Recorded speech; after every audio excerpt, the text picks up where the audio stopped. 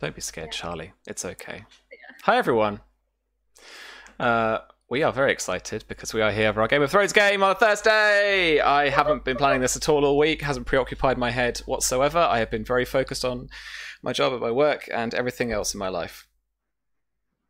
Definitely. Modifius will be releasing an After the Fire setting book shortly. Man, I wish. No. We should say big props and thanks to Green Ronin for making the game. I don't know if their bundle of holding is still up or their. It was like the bundle of holding thing, wasn't it? Was. I don't think it is, but it might be worth checking anyway. Check out the PDFs anyway because they're awesome. And I have all of the books on my shelf. Cool. Alrighty. I have 3 beautiful new cast members this week. Look at you all. Oh, that's a clip. I am joined by Frost from Fyre. Charlie! How you doing? Hi, I'm terrified but excited. This has been so long in the planning and we've already put so much play time into this. We've already kind of played a little bit and built so much. And it's nerve-wracking because we finally get to test out these characters live. There has been a ton of session 0 went on for 3 weeks. Yeah. I feel like... We got a little bit into it and then we kept badgering Sam to have more time. Can we work on this now?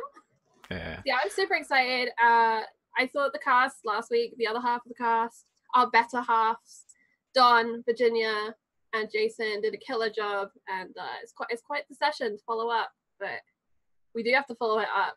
Lord Greenmont is dead. He is. I've got tons to pack into this session. I'm not sure if it's going to survive first contact or anything, but we'll make it work. Drama ensues. Speaking of drama, Tom, you're with us. Hi. How you doing, man?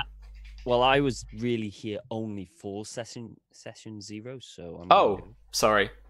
That's why I'm here. I'm just here for the session 0. You know, this is kind of unexpected. I thought this was an extension to that, so I'm kind of somewhat worried. But apart from that, I'm not too bad. A little tired. I've been up since 6 a.m.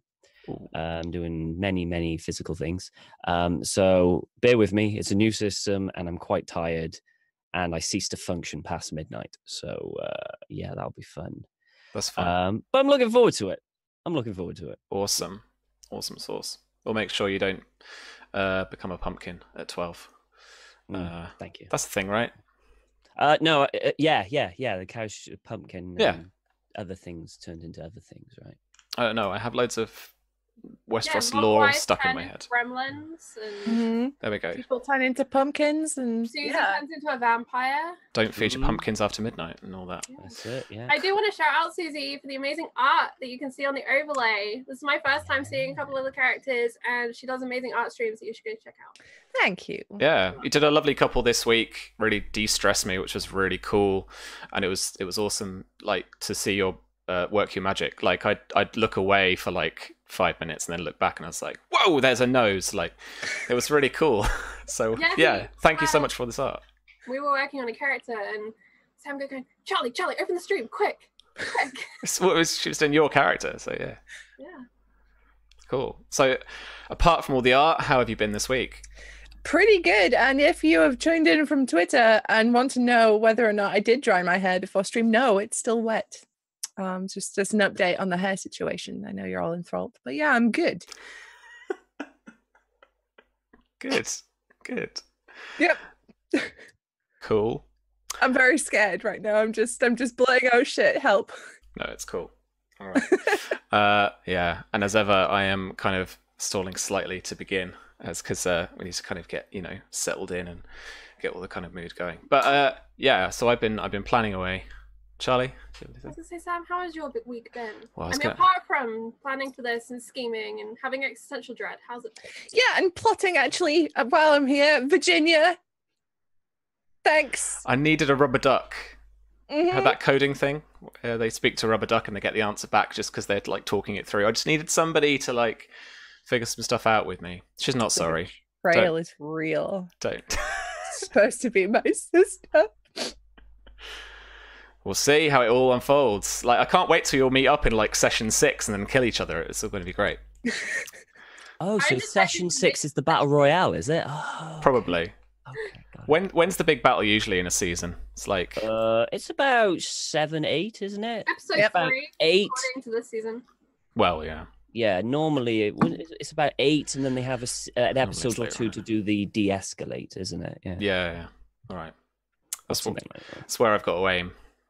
I don't know if we'll get there in like 10 episodes.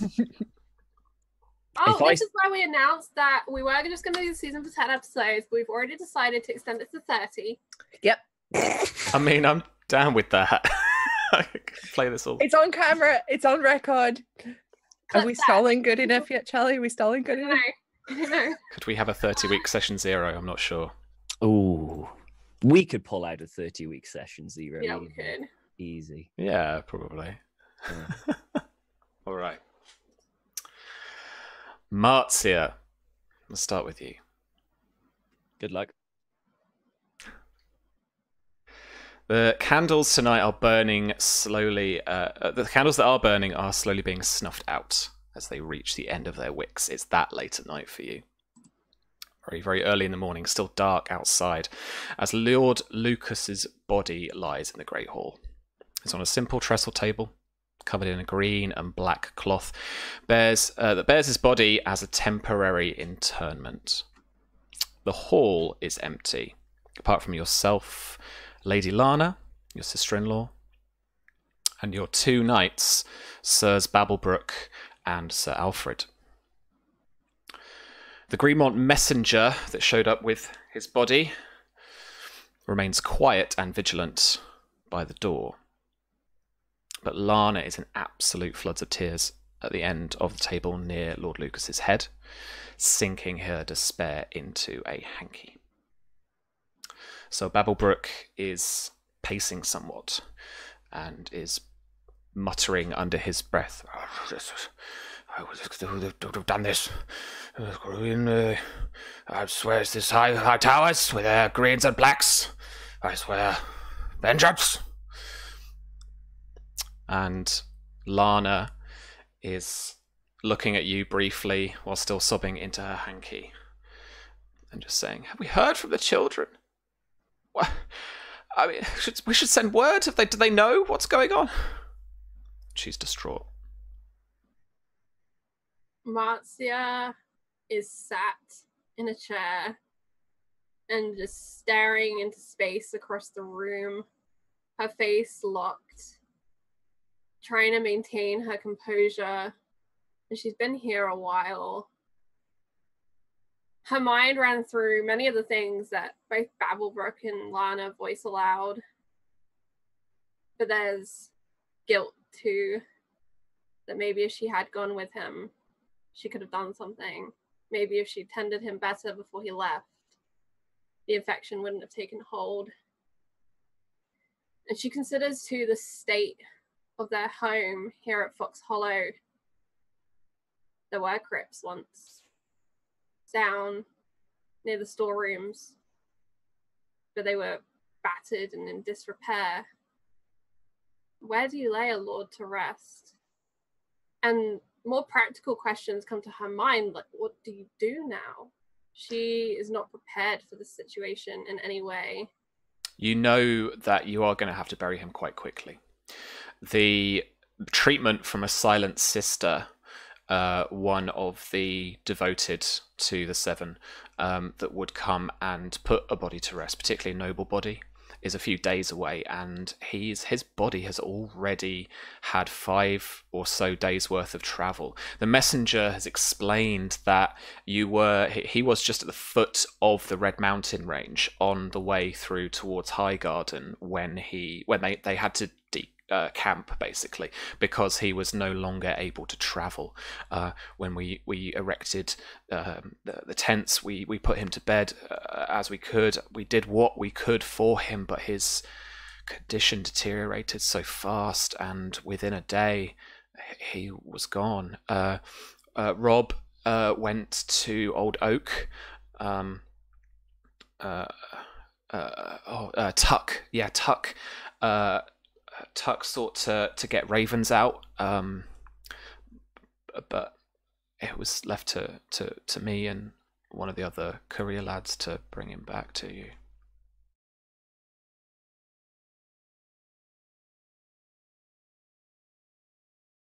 And she appears mostly non-responsive, but she's thinking, and her finger plays with the ring on her finger. And she whispers a name. Alfred. Someone fetch Alfred. Alfred who's quite nearby anyway, will immediately come up quickly and light-footed, stand next to her, bow his head slightly, go, "Milady? We need to bury him." Yes, milady. I just want to help you. And she looks at the messenger and she says, "You're going to help. We'll take him through to the Godswood." And she looks to Lana and Babelrook to see their responses to her proposal. Babelrook has worked his way a bit further towards the fire. He was still muttering to himself, but as you've started to perk up, start to talk about actions and start to assume your role as the lady of this house, as the dowager lady of this house, he turns and strides back towards you. And he says to Alfred, "Well, you heard her, boy. Let's get going." Yes, of course. And Alfred will head on over to the body and as carefully and as gingerly as he possibly can be prepared to lift him and take him towards to the Godswood. With the messenger and another of the couriers, you take his body as delicately as you can. It's very stiff still, and still quite heavy. And as you lift him, his clothes expel that kind of sickly, sour smell of death that Marzia can smell as it hangs in the air as they take him out the back. Marzia, are you following? I think she does. She'll take a moment to make sure they've fully left the room, and then she'll stand and she'll approach Lana if Lana hasn't already begun to follow her brother. She's still holding his hand and still with one other hand sobbing into her hanky. So Marzia will follow, and as we leave into the corridor, she'll call for a servant, maybe if her lady's maid is around, or just a passing servant. You get a young... Yeah, you get a young lady who is carrying a piss bucket. Rouse the blacksmith. Tell her to bring a sword to the Godswood. Fine sword. My lady. And she scampers off into the evening. Whereabouts are you aiming to set him down? I think in the Godswood there are a number of large trees. And she'll choose the one that is blooming the most green leaves. It's the one that is showing the greatest signs of spring. She doesn't know what he would have wanted. They've never discussed it.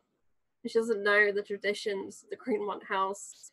So she's doing her best to make it up as she goes along and to make it fit with what she does know. Alfred, you note particularly, sharing a look with Sir Babelrook, that the Lord did not return with his sword. That sword was destined for the Oakhart wedding.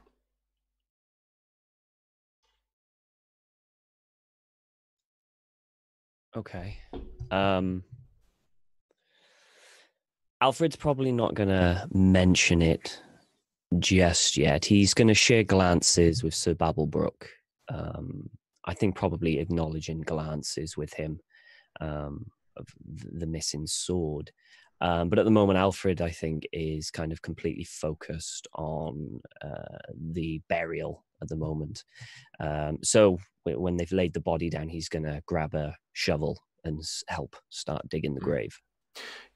As you step out, it's a cool spring night. The seasons have just turned, and it's an overcast night as well up in the mountains. There is not a lot of light, and once the body has been set down, the two courier men work their way back to the hall, to the hall from the keep. They grab a couple of low candles and bring them out to the garden. Work their way into this somewhat secret, somewhat secreted godswood. In kind of nestled and carved out almost into the rock, into the mountain that your keep is nestled in.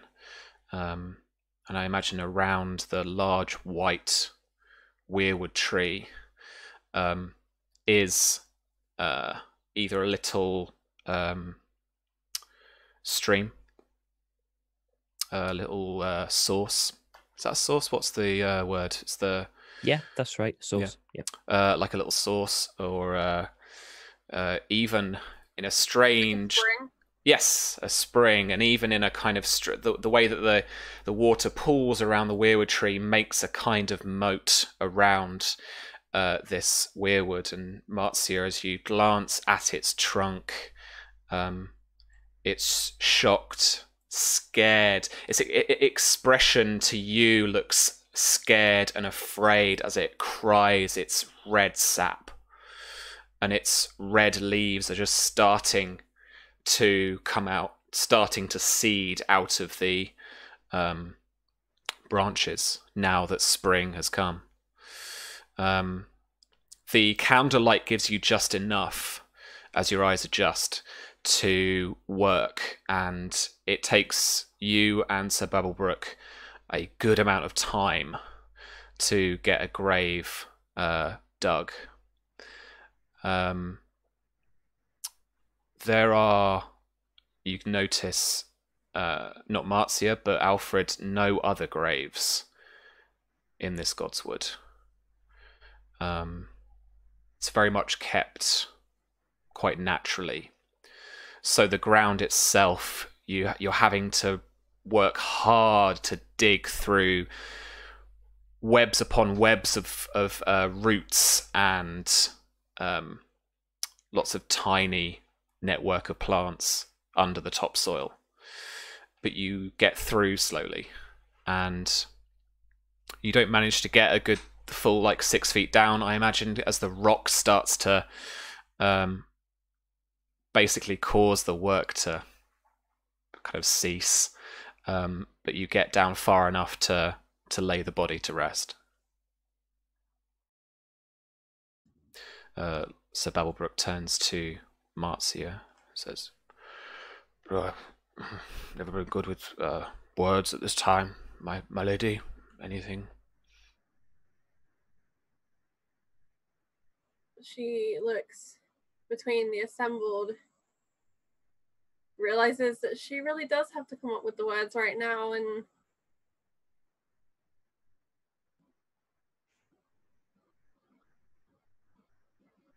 the Greenmonts are never forgotten, and Lucas is home, and so his children will be too. And she considers that Mara must know what happened because Red Rob had gone to her, but her mind is full of Myria, who she last saw when she sent her across the Reach, who had so bravely dealt with being sent away from home, and who now is all alone. And she falls silent after her promise of the children returning feeling unwell with the pressures of what is going on. All a little bit too much. And she glances against that weirwood tree, and it scares her. And she takes a step backwards and into the warm, furry form of her cat. She nearly trips, but she's reassured by that bulk, by that mass behind her, and she reaches down and just plays with Solistraya's ears. Just stares away from the weirwood tree and to the ground, and to her husband. It nuzzles you softly, as animals can often do, kind of takes the energy of the scene and understands implicitly. And Sir Babblebrook starts to pour in the dirt that's now banked up onto the side of the grave. Myria.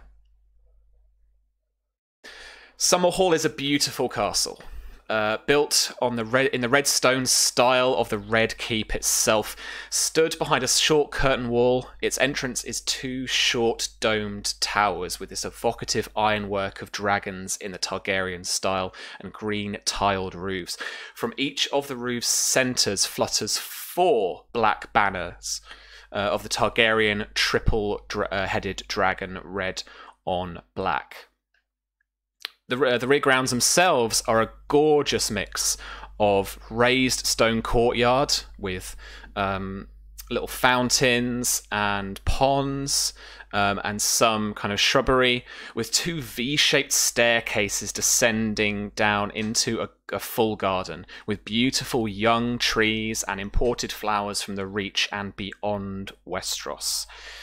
Prince Maekar Targaryen's court is busy because he's opened his doors not only to devoted loyalists, convalescing veterans of the Redgrass Field.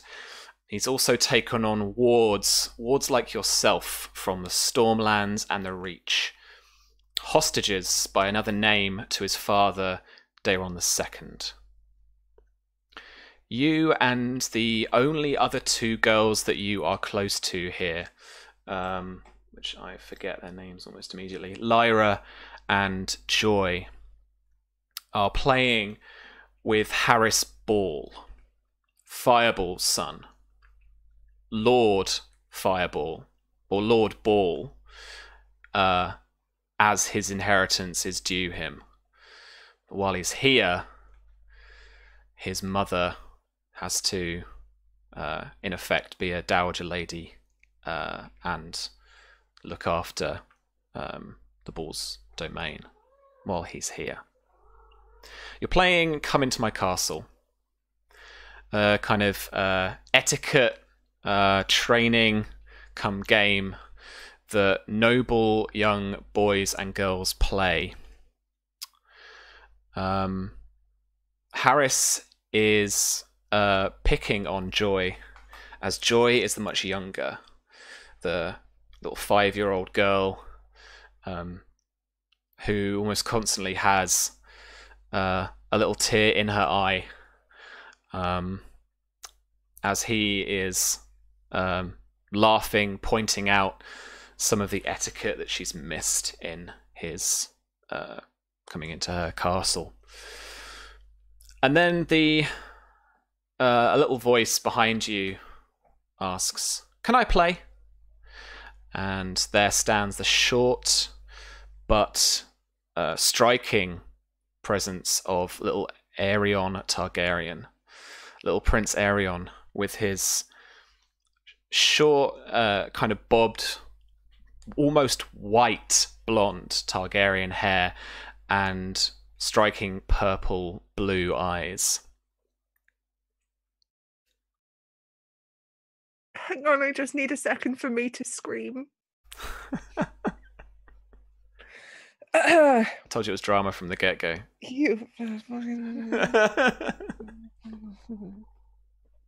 I think at this point, Myria would be very aware of of Prince Aegon and would I feel like she's probably sat on the edge of like a little fountain watching this happen, watch the other kids playing and maybe like trying to steer Joy in the right direction with a little bit of help every now and then. Instantly stand up and sort of address him formally and of course. Your Grace. Yes, of course, Your Grace. My apologies. Yeah, he smiles at that and he walks over to Joy and to Harris.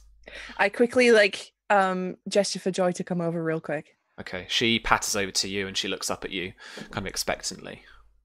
Look, when you're addressing the prince, it's Your Grace. Make sure to always be very, very polite to him. Be careful, yes? All right. Okay, gone. And then, send her off back. Yeah. You push her off and she scampers over to take her place in her castle. And the scene that unfolds is Aegon clearly not playing by the rules. Jumping in and out, interrupting her, messing around. Joy, in a uncharacteristic moment as she gets flustered and distraught by what he's doing, blurts out, you can't play, you don't know the rules. And Aegon looks at her and shouts, I don't have to because I'm the king. And the moment hangs for a second until from the top of the courtyard above you, you hear people start to say, "What?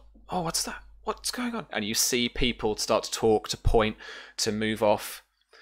Aegon himself turns, looks up, and runs up the staircase into the courtyard. It seems everyone, even the knights, the old war-wounded, convalescing in the gardens particularly, are all making their way up towards the courtyard and up to the staircase. Lyra, the other slightly older girl who is within the wards who are here, a 10-year-old, turns to you, looks at you and says, shall we see what's going on? Yeah. And she rushes with you, side by side, even up the staircase. And there's a knight. As you get to the top of the stairs, there's an old knight with a clear limp who has taken his time up the staircase, and you must wait for a second. But as Lyra is leaning over just to see through the kind of stone balustrade kind of banisters part of the courtyard wall, she's looking through the gaps, and she gasps, "What is it?" I think some kind of prisoner. A prisoner?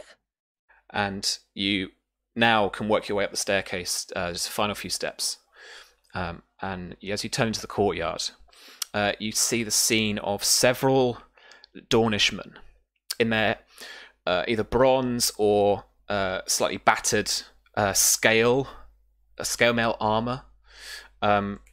They're fashioned for helmets with turbans underneath, all hanging quite loose, with their helms, some pointed, some caps like a more common soldier. So there's a clear mix here of different types of knight, maybe, as well as horsemen or scouts, stuff like that, all quite athletic, and they are dragging a short man wrapped in furs and with a cloak with a hood up over, so you can't see his face yet.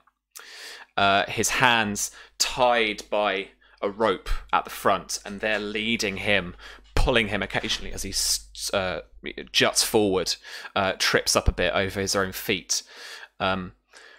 Leading the group is not so much a knight, someone who looks more like a scout, with hard but worn and aged leather armor, and a sash across the front in a dyed silk, and on it the emblem of a black vulture carrying a baby in its claws.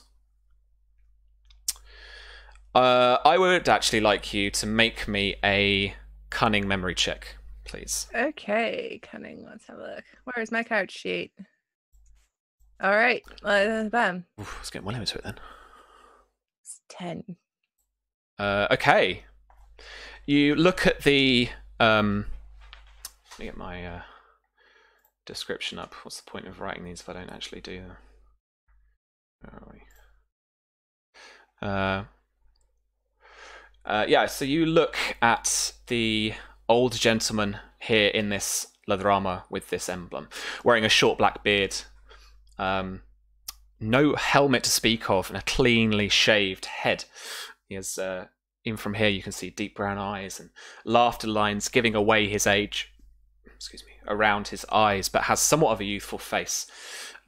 His pale skin has been weathered to more of a kind of farmer's tan from what you can imagine is all the work he's done actually, like traveling, orienteering, scouting, and is clearly a man of the Red Mountains. This is Lord Edmund Blackmont. This is your uncle. And he is leading this band of Dornish men into Summerhall Keep. A crowd now is following them through into the keep, and there is a buzz of nervousness and rumour about as people wonder who this young man is that they've dragged here through the Stormlands. Myria would go up to like the closest member of like the Summerhall Guard or any of the knights there. Yeah. Excuse me, sir. He just looks down at you. What's happening? Who was that man? I don't know. Do you know why Lord Blackmont is here? Captured him, most like. Do you know where? Haven't heard nothing, my lady. Thank you. And court is called almost immediately. And this isn't... there is some talk, and there's this kind of period of time of about half an hour to an hour where there's rumour of, will they close the doors? Will people be allowed to see what's going on here? Some people think it's Aegon Rivers, Bittersteel. Some people are then like, you're being absolutely stupid. Aegon Rivers is massive, and this like battle axe of a man and stuff. Like, this clearly isn't. This could be a scout of his or a spy. This could be one of the Blackfyre children. Like, they might have finally caught one. Maybe they've got the sword back. There's all this stuff going around court. And eventually, a herald or a few servants that Lyra asks do let you know that court will be, and Prince Maker will be holding court imminently, and this will be an open session. No one is stopping anyone, particularly even now Joy has even joined you. Lyra says, let's try and make our way up to the ladies' gallery. Yeah, let's go.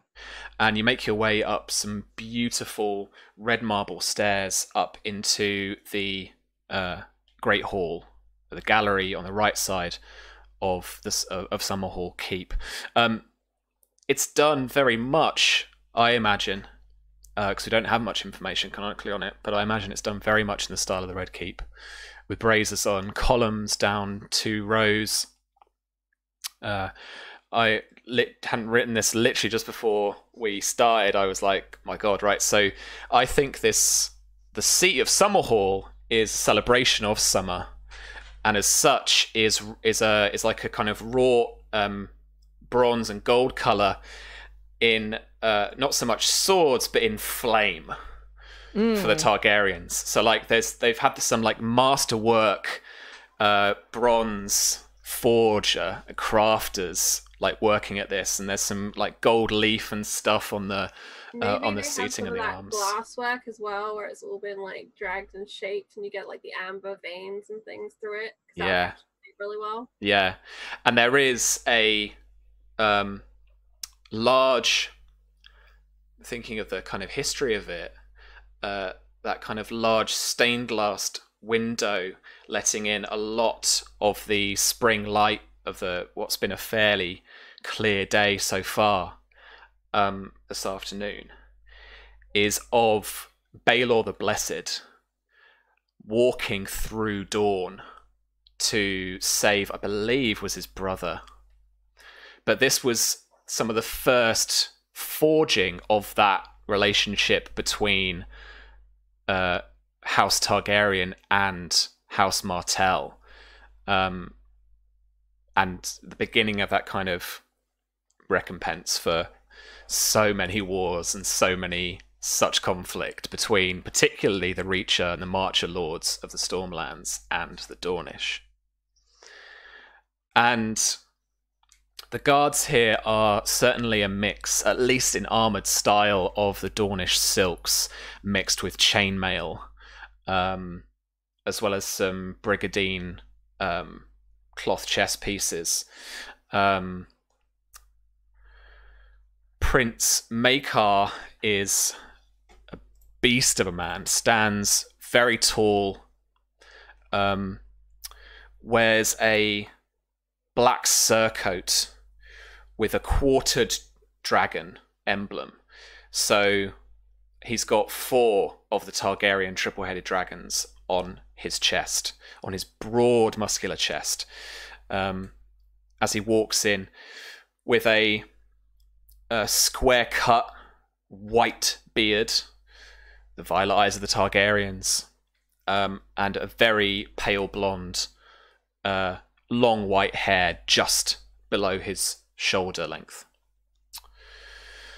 The court stands at either side, as the centre is this group of soldiers led by your uncle and this young man in the middle. The ladies' gallery that you're in is absolutely packed out. There's usually probably a handful of people here, if there are at all during court. If you're not that kind of, like we were saying earlier, that kind of dowager lady who is actually like running a house at the moment, they would be stood downstairs.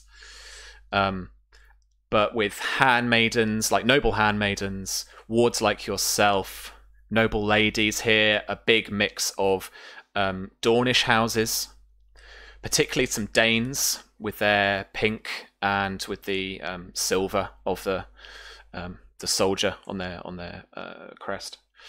And they're all stood waiting for Maekar to sit, as he does, on his beautifully sculpted flamed throne. Kind of want to see if I can kind of like shimmy my way to the front with Lyra and Joy. How do you want to do that? Do you want to do that by get out my way, do you know who I am? Or do you want to do that with let's sneaky to the front? Yeah, being sneaky, but also being very polite, as if like acting like we're going to meet somebody or somebody we know is up ahead, like you do at a bar where you're like, oh, you pretend you know someone, so you like scoot past them. Yeah, okay. Yeah, absolutely. I was going to get you to roll some like weird check with different specialties, but fine. You wiggle your way to the front. Joy can't see over the thick stone balcony balustrade thing that's here. So Lyra kind of picks her up and just props her on like that little stone plinth bit just before the actual banister, and then the handrail. There's really thick stone handrail. She's still trying to peer over towards your uncle. The angle you've got on this, I imagine, is that you're just at Blackmont's kind of 2 o'clock. Like not quite in his eye line really, but you've got something you can see his face, and he's the first one to speak.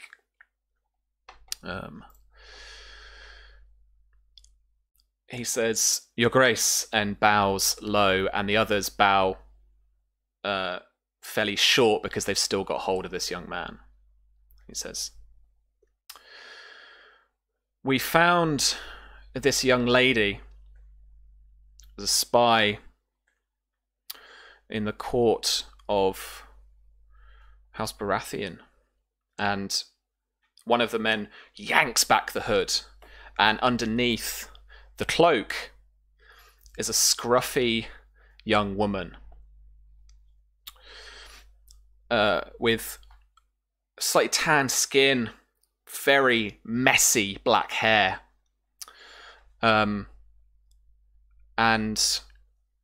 obviously has been through a fair amount of walking and poor treatment on her way here with these kind of guards, for want of a better word.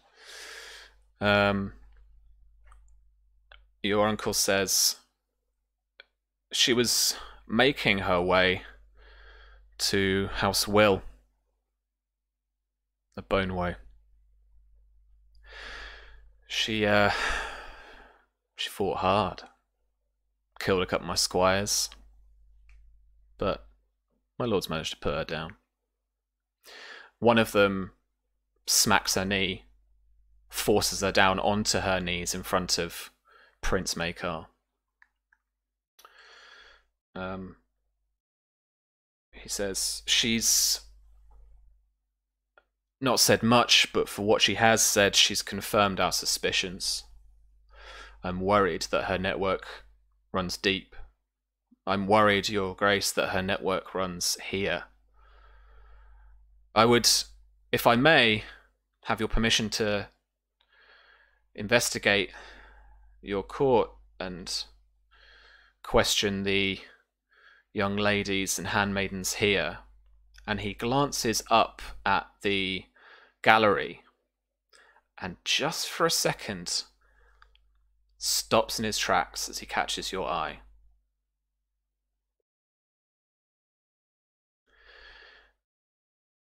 Your Grace, I believe this woman should stand trial. You should know that she is Daemon Storm. I do not know her father, but there is a chance that her connections could run throughout the realm. Prince Maekar asks, "A Blackfyre spy, I presume?" And he says, "Yes, Your Grace, I believe so. Spying for Bittersteel, who I believe has made his way to Essos. So she says, at least, for what her word is worth." Prince Maekar looks briefly towards his young lady wife, Princess Diana Dane, a young Dornish woman, who looks up at him with a fairly neutral but kind of reassuring glance, strong as well.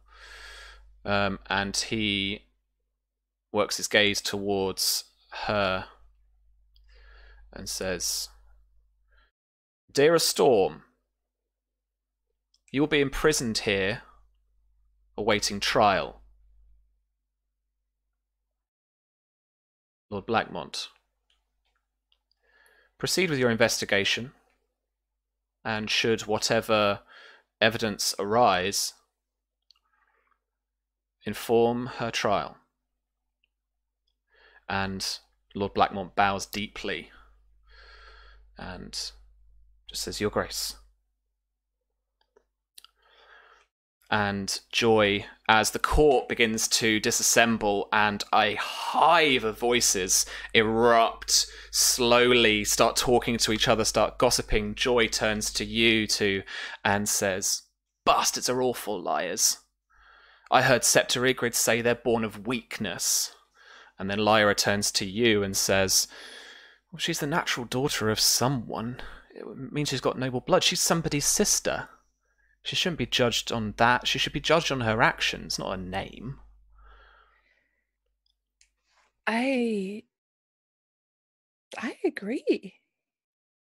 But you know as well as I do that that's not the world we live in. As you say that, there's a gasp and an audible kind of panic from the bottom of the courtroom floor as this young woman lurches towards the throne, towards Prince Maekar, who turns and just like broadens himself out as she is grabbed by a couple of the Dornish men who have captured her, and they put her to on her knees again to the floor, but she spits out towards Maekar. This realm will never forget the names Blackfyre, Bitter Steel, and Fireball.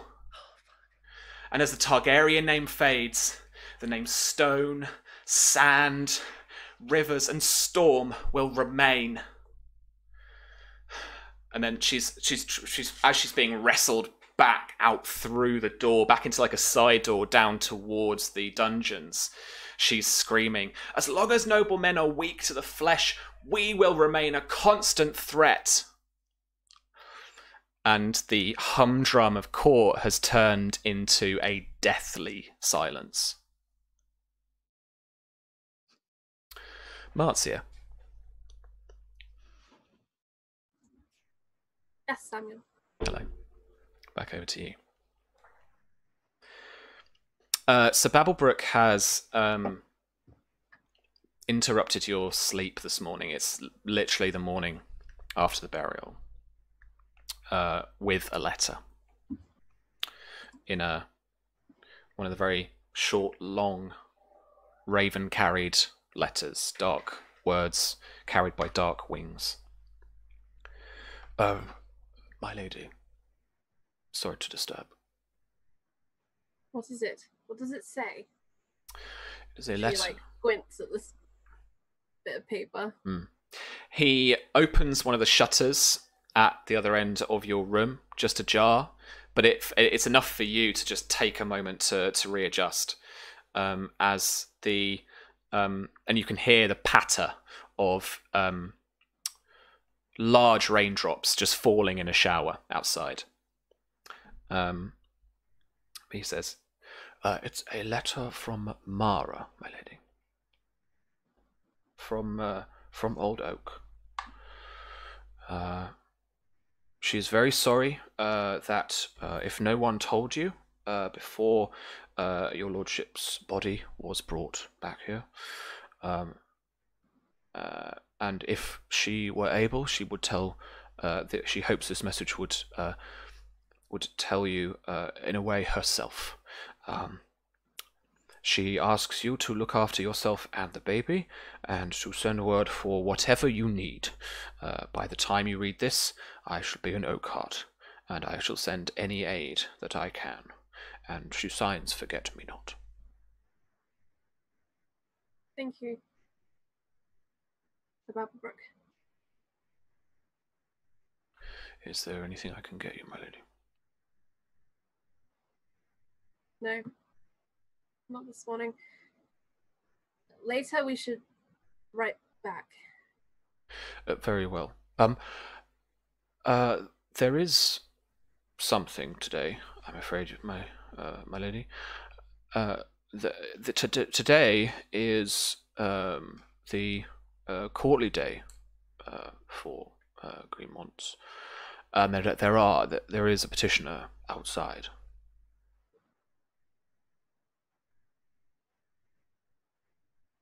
All right.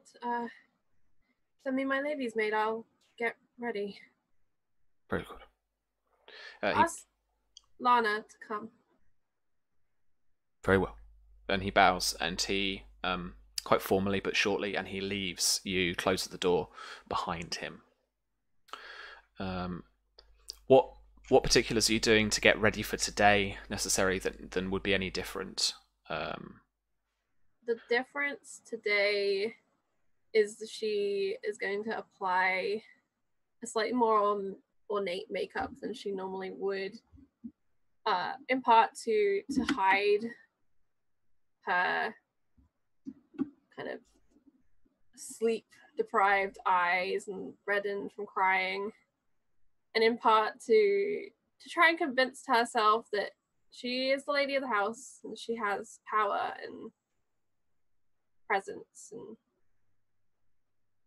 is a camouflaged more than anything. Yeah, absolutely. And so she'll take the best dress she has, put that on, draw out her eyes to appear. Some say more cat-like, some say more crane-like. It depends who you ask. And she adds small golden flakes to detailing. And then she waits while her hair is fixed by her maid. Mm-hmm.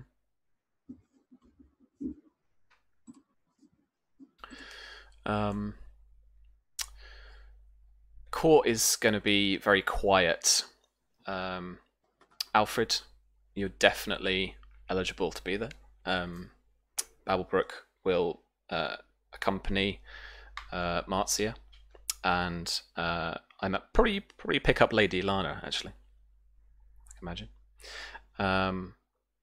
Marzia, as Babblebrook escorts you into the Great Hall, he is kind of muttering both to you kind of and to himself, just working out. With a male heir to Oxfollow, this lordship would have passed to Lux's son, and you would not be in this position. Arguably, as his rightful born daughter, Mara would have a very good claim, as titles usually or should be inherited by their children. Unfortunately, no heir apparent. Well, I mean, you have a claim as his wife to hold these lands and titles till you sire a boy. God's willing. Babblebrook, is this relevant to the petition? No, your lady, my ladyship. What is the petition? A young woman is here with her sickly son. I believe something about a raid or an attack. On our lands? I believe they are on the border somewhat, but yes. Right. And Marcia's going to pick up the pace to get in to see this woman concerned about the news of a sickly son more than the attack right now. She can deal with one thing. The other thing's kind of a little bit beyond her scope in her own head. So she kind of hurries into the room, opens the door herself, not waiting for Babblebrook or an attendant to do so. Sure. Babblebrook is still muttering under his breath a bit, Alfred, as he takes kind of a knightly position next to you, as you guys stand kind of like, I imagine, like at ease, but towards by the side of the seat of Greenmont House, which I'll want to establish in a second. But just before, as he's still muttering, and he's saying, "Should a man make a claim on Foxhollow, no matter the distance, if another can't present a stronger claim, then he would probably inherit. It's all men since the council." Yes. Sir Babblebrook, what are you muttering about? Oh, I'm sorry, boy. It's just about the lineages, the inheritance of. I'm trying to figure things out. Oh, is it complicated? Well, and as the scene continues, he is slowly whispering to you the points I have so eloquently been not trying to make. Basically, it's all about the dudes, but with no dudes. Who's to claim, essentially. It's all about claims and none of it's automatic, is what he's getting at, basically. Strongest claim wins and all that. Charlie, as you are the font of creative choices and decisions, I feel. And I say that with love. what is the seat of House Greenmont? As Sam throws me under the love bus. Whoa! The seat of Greenmont. The base of it is a hefty stone which contains iron ore, ferrous ore in there. Oh yeah, of course. And it catches light. The seat itself changes or has changed over time to suit he whom sits in it. For Lucas, it is a heavy pine chair. One of the taller of the trees that grows here in the mountains, cut down and shaped. It's fairly traditional and blocky, and on it sits 3 pillows embroidered in gold on green and black. Mm-hmm. Comfort and functionality. Just at its very tip, as its triangular peak, I think sits the emblem, with the 3 carved with the 3 little swords going into it there. Lana sits where you used to sit. It's a little wooden, kind of ornate wooden stool, and she still has that hanky, but she is no longer crying. She looks at you as just before the Great Hall doors open, and she says, "You're strong, Marzia. I know you'll do well here. Trust your heart, but listen to your head." As the great doors open, she turns and straightens out her dress, broadens and pulls back her shoulders, and sits, waiting. It's not a massive hall, but it's a fair old walk for the common woman, the small folk woman that steps forward into the hall. She's clutching round a boy, not too young, actually. Fairly tall, as he's wrapped around her in a rough spun kind of cloak, shawl, and it's a real weight for her, and she is moving down the center of the hall towards you.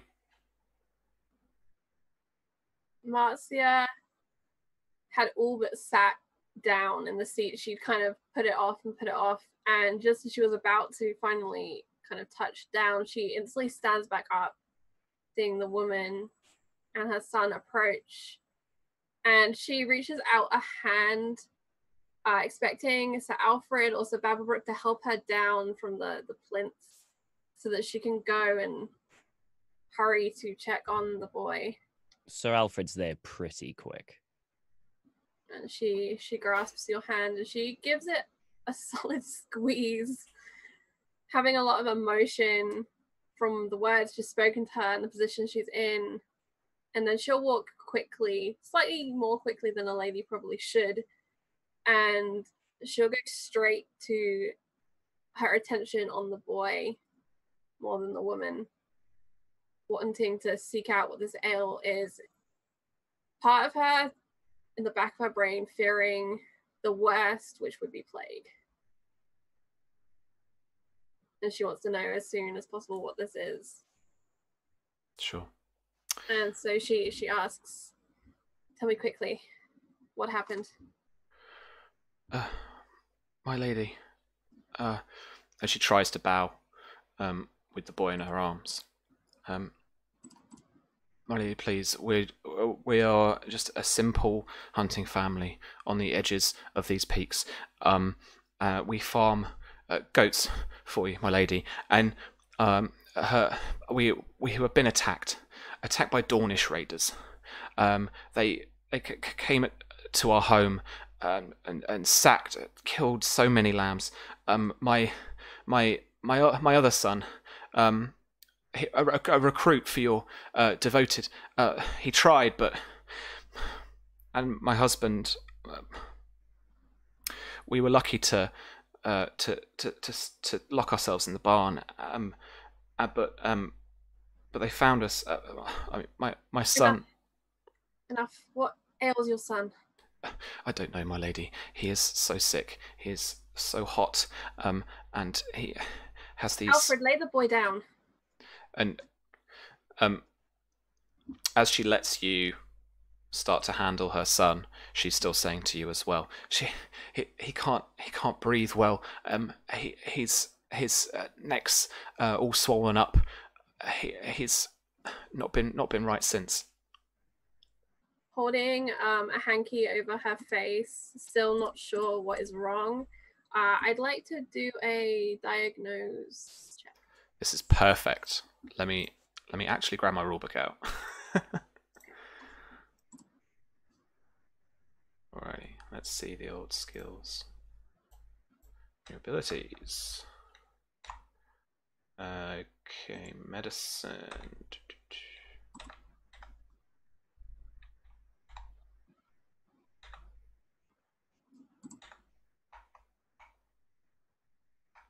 Where's medicine? Healing! That's what it is. There we go. Diagnose. Okay. Are you going to be examining him properly? Yes, she would. Okay. She might ask Alfred to remove clothing if needed. Yeah. The wrap is just over him and is easy enough to pull away. There are not many clothes on him left. There's a shirt that's too large for him, and this is a very young teenage boy, and he's basically wearing like a wrap around his groin, so his legs are bare. And Alfred, as you pull away, you can see just like nestled in the back of the knee joint are little white blisters in the skin. And as you look around as well, some on his feet. And Marzia, you notice them on his hands as well. So I would like to make the roll to see if she recognizes what these blisters might be. Absolutely. So this is formidable 12. So you're looking for the target number's 12 on the diagnose. 14. Perfect. So with 1 degree of success, you know the basics that this is choking fever. It is quite serious, and it's his high temperature, swollen glands, and the sores and pus-filled blisters on his hands that indicate all of that. If he doesn't receive a treatment pretty soon from draining and cleaning the blisters, and then also a good bit of bleeding, like leeches and stuff, and all those nice kind of tricksy medieval treatments. Alfred, we'll move him to the ward. There's no one there now. And then I need you to go to the stream and find me some leeches. Oh, right away, milady. And he'll pick up the boy and head. Cool. Do all that. Yeah, awesome. So, Marzia, the diagnosis is going to give you a +1 keep dice on your next treat ailment stuff for you. So Babblebrook asks about the attack, and the woman can't give many more details, but it was a dusk raid. She definitely saw some Dornish kind of armor and robes. She thinks she recognizes a kind of like a mix of skin tones from the dark Dornish skin of the kind of, central kind of deserty area to your more paler skin from the mountain ranges as well. But she is adamant that it was a Dornish raid, probably more through the history and prejudice of the area than what she's kind of she's not being very convincing in her kind of analysis necessarily. But she's clear about the armor, and that's when her and the boy went into the barn to try and stay away. As Babblebrook asks a bit more into it, it turns out he knows the young recruit for the Devoted, or at least he knows kind of who he was, not by name, but recognizes the new hire, and it's very unfortunate that he had to fall in his duty to protect his own parents. So, Babblebrook, what scouts do we have remaining? I can assemble a group of the best Devoted we have. I shall have to go down to the hamlet, but that wouldn't be a problem. I could leave by nightfall. Yes, have a patrol. Yeah, absolutely. And make sure his name's added to the wall. Yes, my lady. I would, when Alfred's back, I would take the boy too. No, leave the boy. Leave the boy be. And she turns to the woman and she says, I need to look at your hands and your legs. You need to make sure that you haven't caught the fever. Oh, I'm going to make a little cheeky check here. All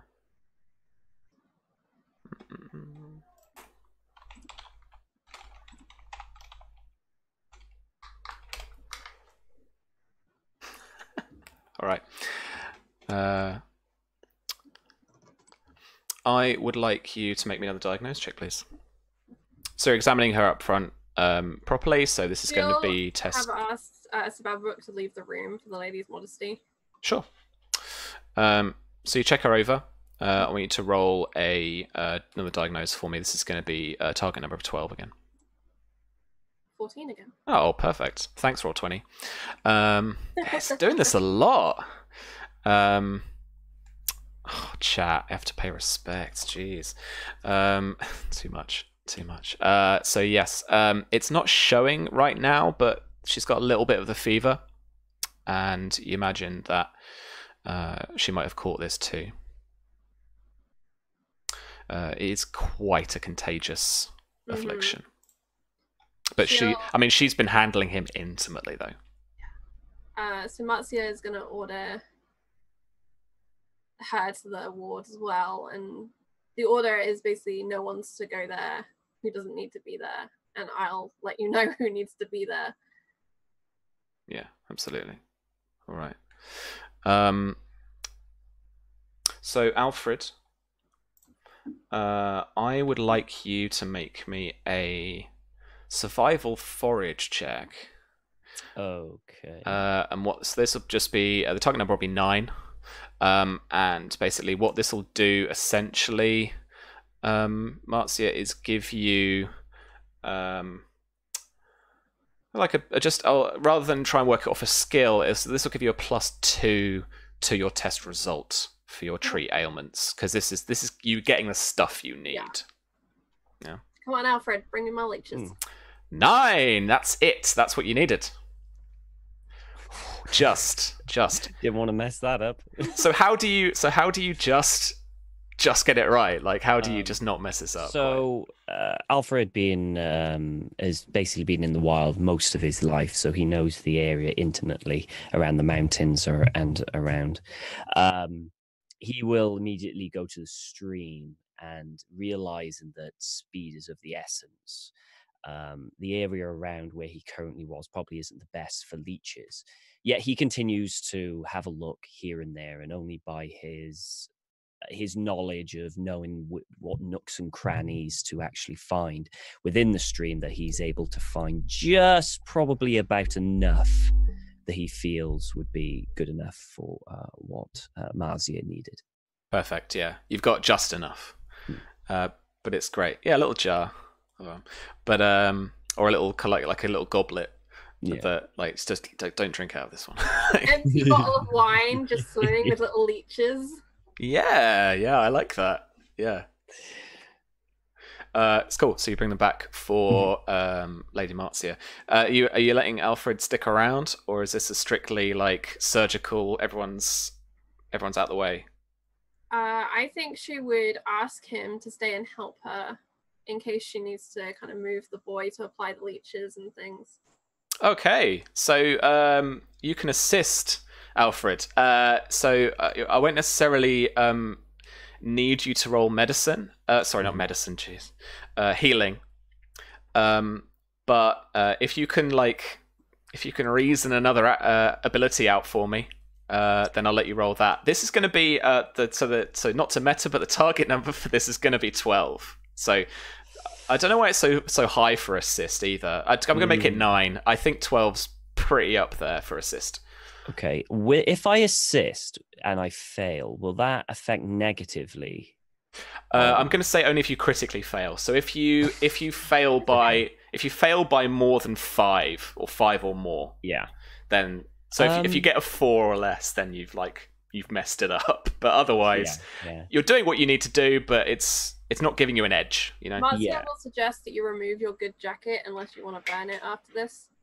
Oh, are we burning the dead now? No, we're burning the clothes that get contaminated with the fever. Sure. Yeah, Alfred will take off he tends to wear his leather armor, and he'll take that off, and he'll take off the small gambeson beneath. So all he's got is a shirt, just a really tatty old shirt that he wears. He doesn't own many clothes, and he'll head on over.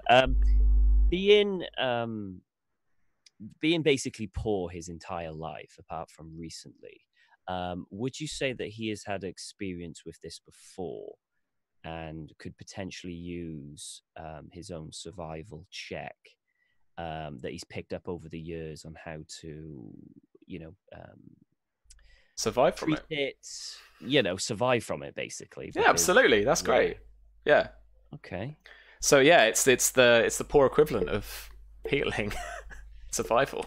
Ooh, 14. That went well. There we go. That is 2 degrees of success, actually. So what I'm going to say is, so what is your rank in survival? 4. So you are going to lend. It's normally half your rank. You're going to lend a whole 4 to Marzia's test result. So with the leeches, did I say 2 or 1? 6. There we go. Right. And I have +1 keep dice from my previous. From the diagnose. Yeah. Right. Okay. So this. Marzia is gonna pull on this heavy leather apron to protect the dress because she doesn't want to burn her dress. Yep. She doesn't know the germs go through fabric. She doesn't know. No. Sorry. Not sorry. This is going to be just a difficulty 9 test. Treat ailment for your specialty if you've got that. Yes, I do. Shall I just up my healing level by 1 rank to reflect the keep? Yeah. Okay, cool. As long as you put it down afterwards. 10 +6 though. Okay, cool. Right. Okay, so 2 degrees. So you work for an hour, draining, leeching, cleaning. With Alfred's help, getting to all of the nooks and crannies that you need to get to around his body, like up behind the knees. Unfortunately, some kind of around in the crevices of the leg, the crotch, a little bit under the arm too. And he's always fetching. You're always fetching water as well, Alfred, constantly and the nearest place is the spring in the Godswood. So, the patient's skin, this boy's skin, is starting to become a little cleaner and a lot less red and raw from the sores that are around those little pinch parts of the body. So, Marzia, I would like you to roll for me an endurance resilience test, please. Endurance. That's deception. Endurance. Here we go. I don't have resilience, so this is just a flat endurance. 10. Okay. And Alfred, I would like you to make the same test for me, please. Oh, okay. What's my 8? Okay. Thank you. And I imagine Marzia is gonna set to work cleaning the woman in places where the spots are showing, using kind of like herbal water, be like a rose infused water with some sort of maybe like a honey paste for kind of antibacterial purposes, even though she doesn't know what antibacterial is, and just kind of trying to cover it and prevent. Because I don't think we have enough leeches to do both, right? Yeah, and thanks to George, it's all boiling wine. So you're like boiling an off bottle that you've had lurking around of like a spicy Dornish red that you don't really want to drink anymore, and just boiling that up, and that's what you're using to cleanse away. Hot oil treatment, right? Yeah. That's extra at the Greenmont Spa, right? All right. A deluxe package. Cool. Yeah. With the 2 degrees, you're quite confident that the boy is going to do quite well. All he needs now is essentially like a week of rest. Mm-hmm. You've done all you can. His temperature is coming down from all the water as well. His cool cloths and yeah. And I imagine that you would tell his mum as well that kind of information. She asks, "My lady, I know we've already been an intrusion. Would we be able to stay here and until at least my boy gets better, and then we'll be back out? I want nothing more than to get to my home again." Yes, you'll stay here until his fever breaks and until your signs stop developing. We'll have food brought. You can tend to him. Thank you, my lady. As for your farm, we're having a patrol sent. Hopefully it will dissuade our Dornish neighbours from further excursions onto our land. Okay. Thank you, my lady. You've done us a service. Where is our Lord Lucas? Oh no, of course, the wedding. We did hear. Sorry, my lady. Quite all right. Perhaps next spring you can bring me an extra lamb. I hope so. We'll have to find another breeding pair from somewhere. We'll rebuild. Yes, we will. And she kind of pats the woman on the shoulder. And she'll quickly exit the room. It's one of those walks where you're trying not to walk quickly, but yeah, sure. You also really don't want to be in the room anymore. Yeah. And I think as soon as she's out of that ward and she closes the heavy door, she kind of crumples down to her knees and is trying not to hyperventilate as the emotion just starts tearing through her. Having just heard about more dead husbands and then reminders that her husband isn't here and she has to do all this on her own. At that point, Alfred's probably going to come round because he's not too far away from Marzia as he turns around. Milady, Milady, are you okay? Yes, just a dizzy spell. We don't need any more water for now. And he's holding... yes, of course. And he puts it down to the side and he... do you require assistance? Perhaps just up the stairs. Of course, my lady. And he'll don't forget what I said about the clothes. He looks down and he's got his tattered... yes, I'll burn this as soon as we get you to your room. Thank you. You were very helpful. And you did very well, my lady. Should we go? Yes. And she'll kind of take your arm and pull herself up, kind of awkward and uncomfortable.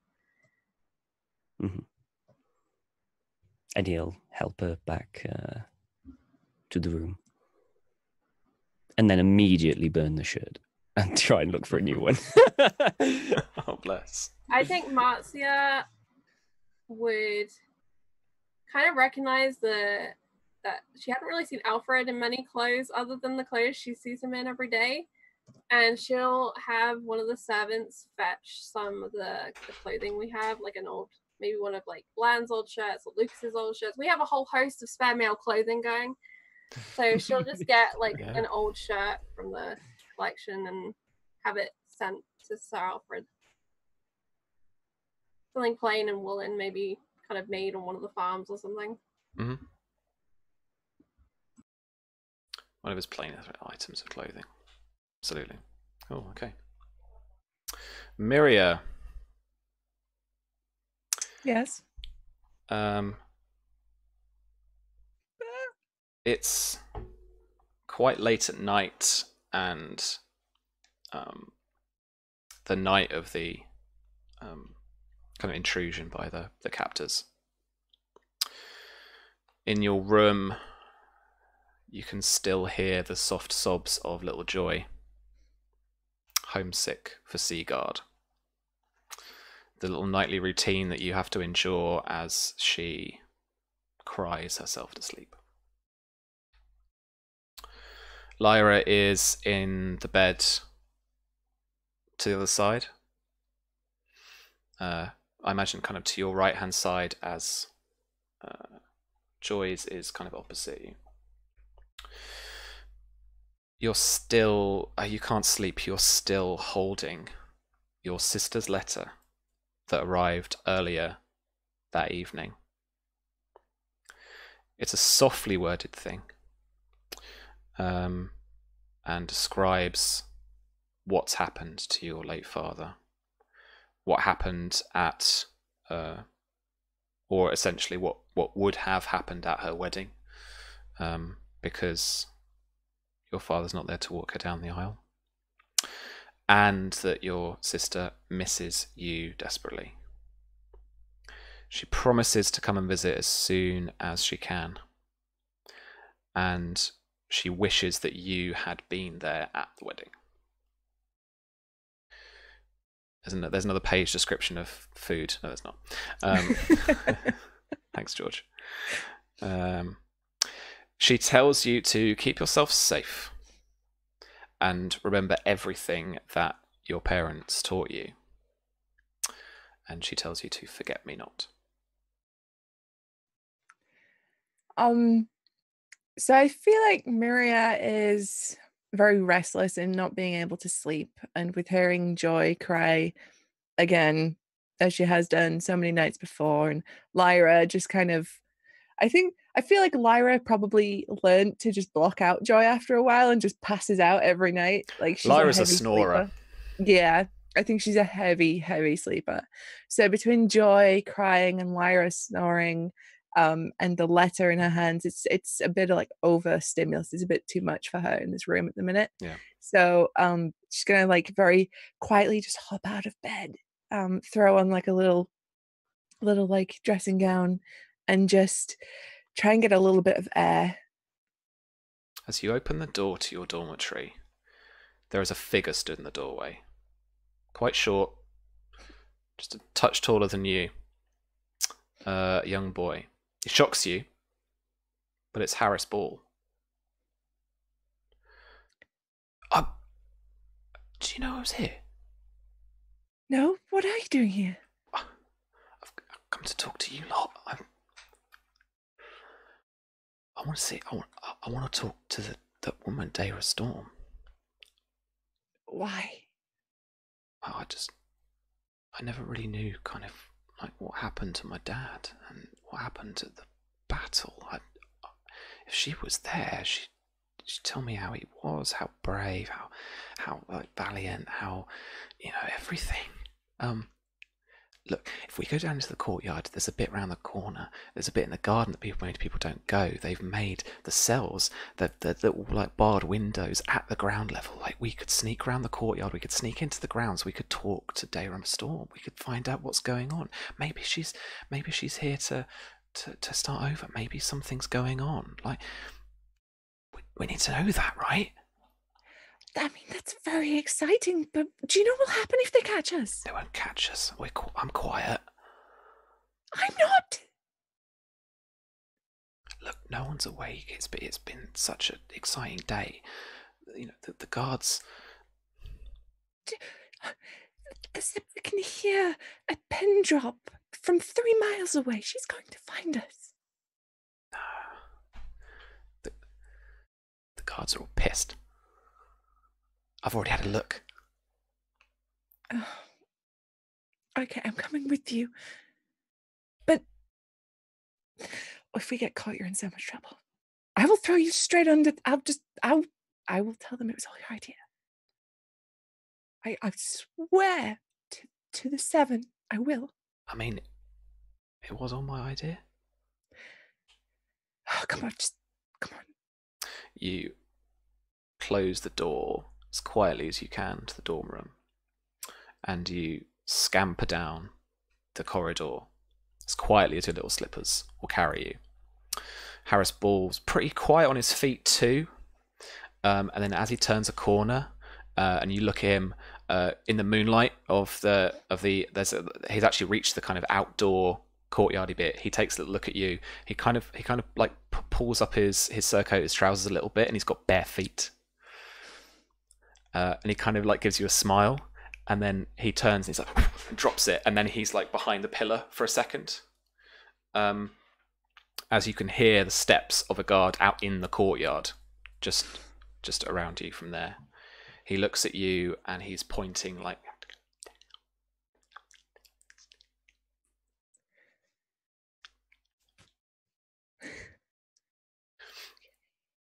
And he takes a look around towards the guard, and his moonlit face striking hard shadows against his nose and chin, and then he ushers you over. I'll very quietly, I'll hook up my little nightgown and my little dressing gown and just tiptoe over. So he takes your hand and he slowly takes you out into the courtyard. There's the guard resting, leaning on his spear, very casually, looking from behind, very tired.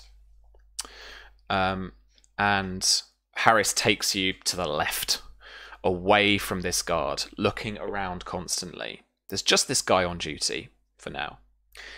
Just in the distance, you can hear a little rumble of laughter and clinking tankards in one of the towers to the southeast. You head your way down the steps quietly, and the garden is absolutely deserted.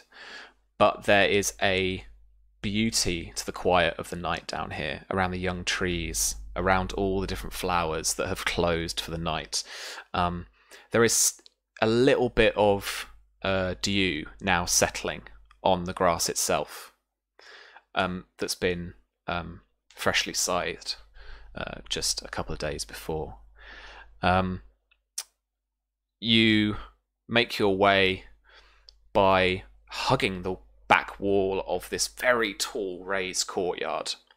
There's a good 18 feet or so above you is where the staircase would raise it up to, and you work your way round the corner. And Harris is absolutely right. There is a corner here that dips right down, and then you imagine there is a little almost like a commoner's kind of fence with little wooden posts and just like bits of kind of cotton strung up, and then you can hear the faint bleating of sheep's lambs as well, and a couple of them just as they walk around the moonlit night. A lot of them, these kind of little clouds in a field, like laying down and sleeping for the night.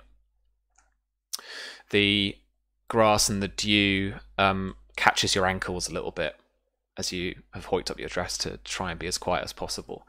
And now you're nearing these little slits in the red brickwork, the red stonework, and there are these little iron bars just inside, just stopping anyone from squeezing themselves through.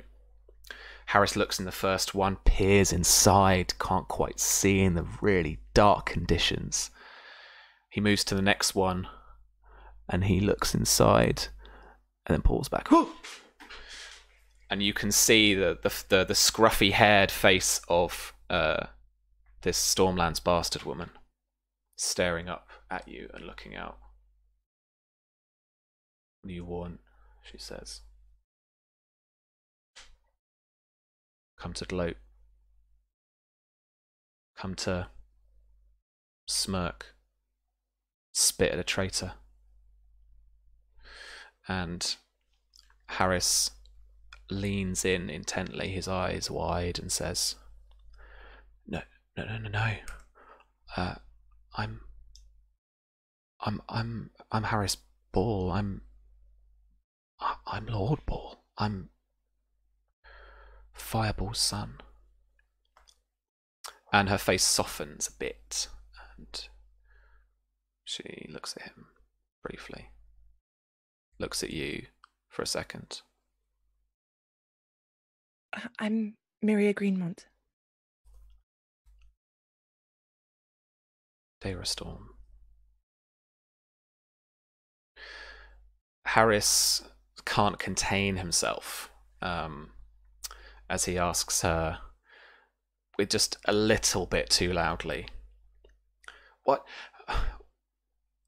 was my father like? What was he was a champion, wasn't he?" And he goes on about how valiant this man would be, and how if it wasn't for some roguish, awful archer the morning of the battle, like sniping him, assassinating him before the actual fight, he would have won the day for Blackfyre. This all would have been reversed. And she replies, No, he was careless. He thought he could outsmart the Bloodraven. Tell me, little lady, how many eyes does the Bloodraven have? 1,000 eyes in one. Would you like to be a little one of Aegor's eyes? He can protect you here, you know. You don't think he can. Help me leave here, and I can protect you.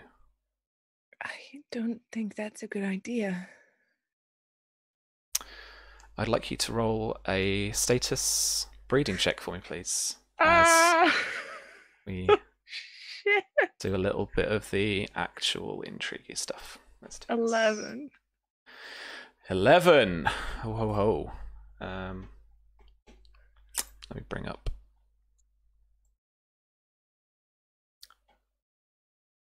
Susie, do not lose your shit right now. This is so bad. I believe in you. Drama. Dun dun dun.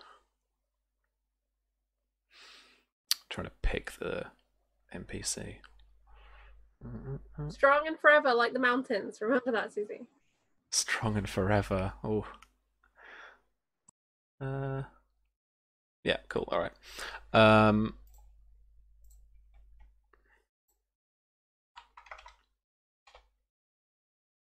Oh. Did you see that? That's not the GM roll? Yeah, cool. So 12. All right.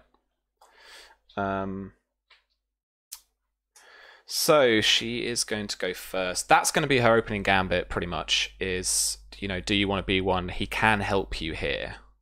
You know, that's perfectly cool. He can...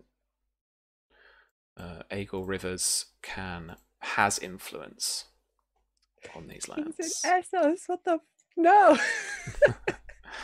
Right. Picking my... Well, remember to pick your disposition. And I then going to modify it because she is a bastard. It's going to reduce your disposition to her by 1 step. All right. Okay. So you don't need to tell me that, as that is a cool bit of secret info that I might be able to glean. But she's not going to be as clever as all that to read targets. So I am just going to try and influence, actually.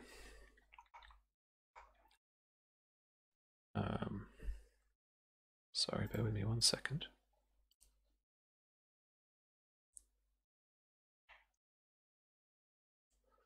Okay.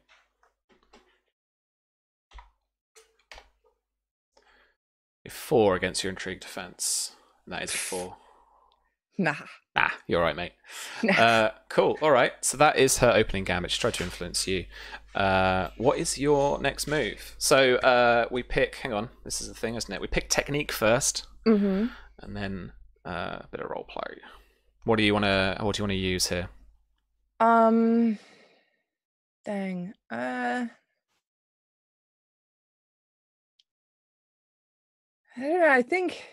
I don't think Myria particularly wants to do anything right now except just try and get a read of this woman, see what she's doing. Just want to read target, really. That's cool. Absolutely. Make me an awareness test. And it's gonna be about my passive deception. Okay. Bam. Oh my god. Oh, what is this, Roll20? 3 1s. 3 1s. I have a 4 in awareness. Jeez. Okay. It's the darkness of the moonlight. She looks kind of both weirdly kind of jovial and jestery, as well as she's clearly kind of like on the intrigue attack here, so she is putting up as much of a front as she can.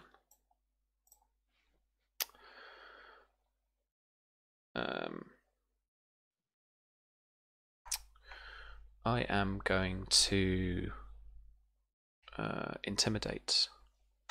Actually, she's gonna pick you out for what? Because you're a weak little lady. You think you can't do anything here because you're a prisoner here as much as I am amongst these bars. Actually, sorry, this is going to be an insight. Just change my roleplay up here. I'm going with it. Mix it up a little bit. Yeah. That she's goading you against the Targaryens that have kept you here, playing on that, you know, you just don't see the bars around you. Walk out of here. Go on. See what happens. You're as free as I am in this dungeon cell. And it's not Aegon Rivers. It's not your family that's done this to you.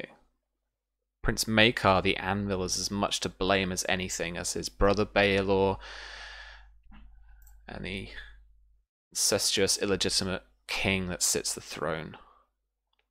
Can I give myself a little bonus dice for that? That was good. You like it? Is that all right? Charlie, can I have a bonus dice? Yes, yeah? Is that all right? You're asking Charlie. Well, you know. I mean, the DM in me is like, give you 2, but the Hello. DM is like, you get 1. No, Betrayal. Come on, I heard 2. Betrayal, all right. Charlie. It was well played. All right. And then hang on, keep that. Cool. All right. This is manipulate. What's your passive will? My passive will is... Oh, how do we figure that out again? It's will times 4. It's 12. Ugh. Can I have 2 bonus dice, Charlie? You already had 2, didn't you? No, you gave me 1. All right, I'm rolling. Screw it. I'm rolling 4, keeping 2.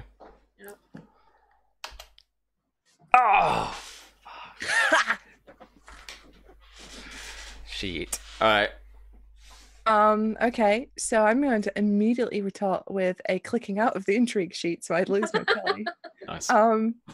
With a going for a convince. All right. Go on.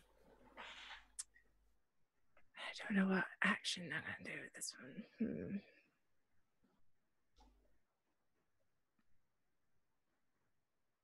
Maybe just a straight influence.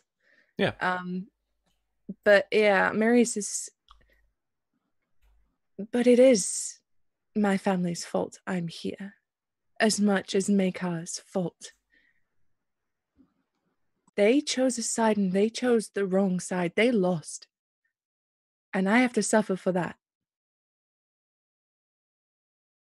And I'm not going to be an idiot and put myself in any more danger than I have to.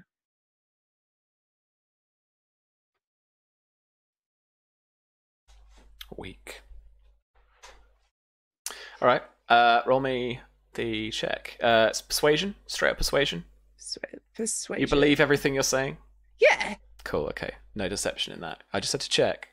Oh, 14. Okay, so where's my NPCs? Oh, that is 2 degrees of success. Damn. Are you remembering your modifiers? Nope. Susie. Thank you, Charlie. Welcome. I hope it helps and doesn't hinder. I'm not sure where you're at. It's a 12. It hindered. It's all right. It's still 2 degrees of success. So what is your will rank, I believe? My will rank is 3. So times up by 2 is 6. Okay.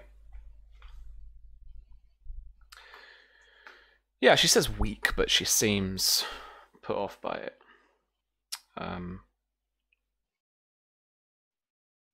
And I am going to kind of essentially hold her action.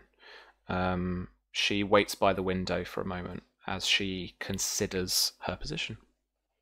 Back over to you. I'm going to keep those 2 bonus dice for my next thing.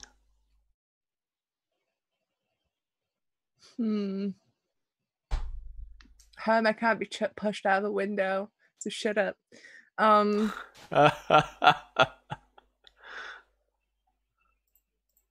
Okay, so we're gonna just go for another like convince straight up influence attack again, and Myria's gonna press the point and say, "My uncle is the one leading the investigation about your network." Yeah, she bristles at that visibly. Get involved.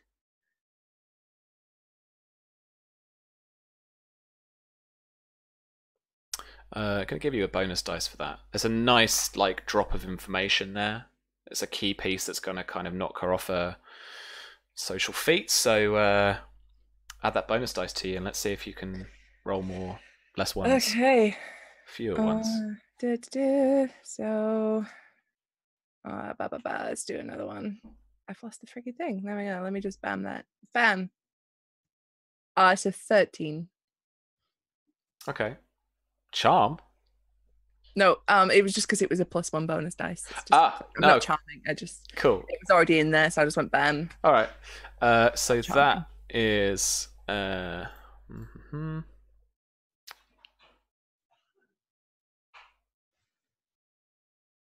want to say. No, it's still 2 degrees. So another 6 influence towards her already.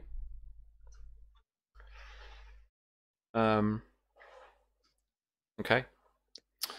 I'm going to use those 2 bonus dice. And she says to you, "Blame whoever you like. We're all responsible for our own actions while in this world. Not the gods. Not kings. Not the powerful.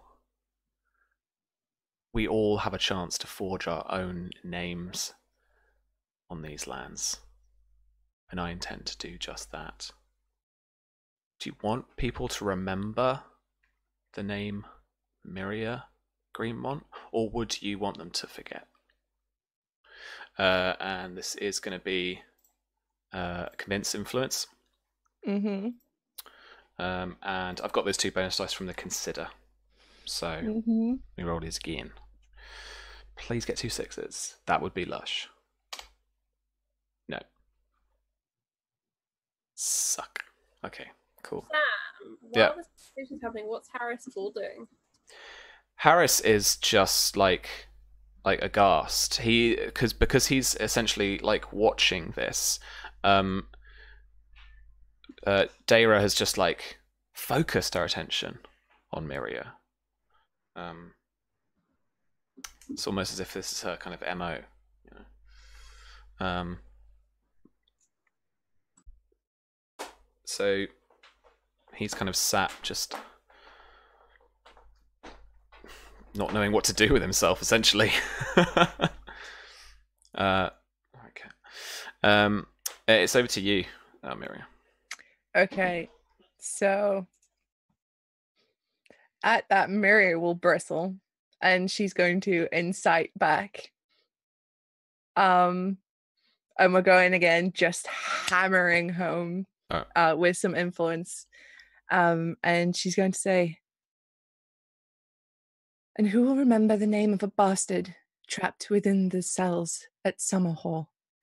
I have a chance, as you said, to forge my own destiny. I'm not going to pick a losing side. Not again."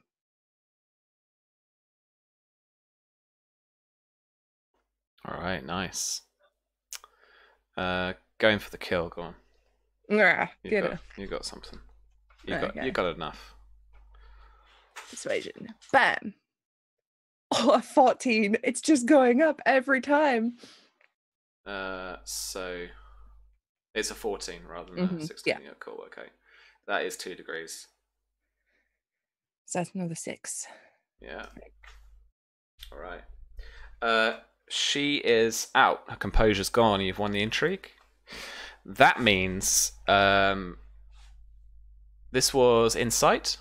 Okay, so the success for insight means that you move an opponent against another. The incited target's attitude to individual, organization, or house you indicate shifts a number of steps downward equal to your rank in persuasion. So who would you like her to be turned against? Oh, jeez. It's kind of the Blackfyres, right? Like, this is kind of like, look. Yeah, like what are they doing for you? You're stuck here. Yeah. It's how it's gone for you. Cool. All right. Is there anything particularly you would like her to do, or that you would like to get out of this, seeing as that you've defeated her? It's this thing in combat that narratively you can decide what happens. You don't have to kill the person. You can send them to the wall. You can knock them out. There's all that kind of stuff. So, is there something here that you want to get out of it, or you want her to like kind of do something necessarily, based on your success? You don't have to necessarily. I think Myria, before I think at this point she's starting to like she's reaching for Harris's hand, ready to take him away, and she says, "Perhaps you should consider onto why you're here and whether or not that is ultimately going to serve you. And for everyone's sakes, this conversation never happened." And then I would just take Harris's hand and walk away. Yeah. Cool. Into the night. Harris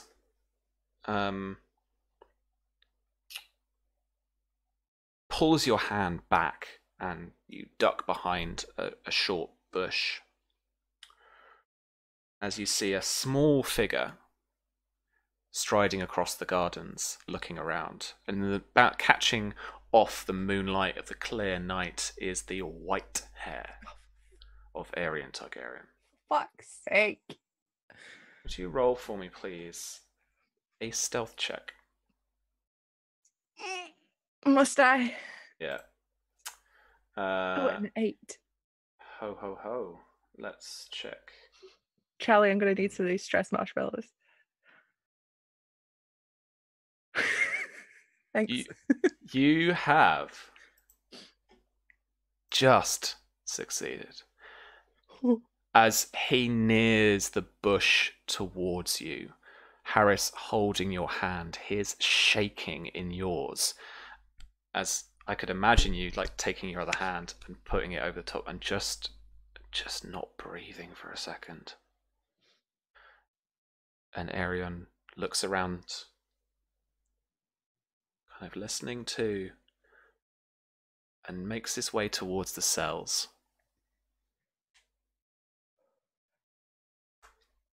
Come on, let's get out of here. You dodge your way around the courtyard guard and back into your dorm. Harris at the door looking absolutely dejected. I'm sorry, Harris. I know that's not what you were hoping for. What she said's true, isn't it? He was stupid. No. Look, he was a man. Men make mistakes. He was still a great man.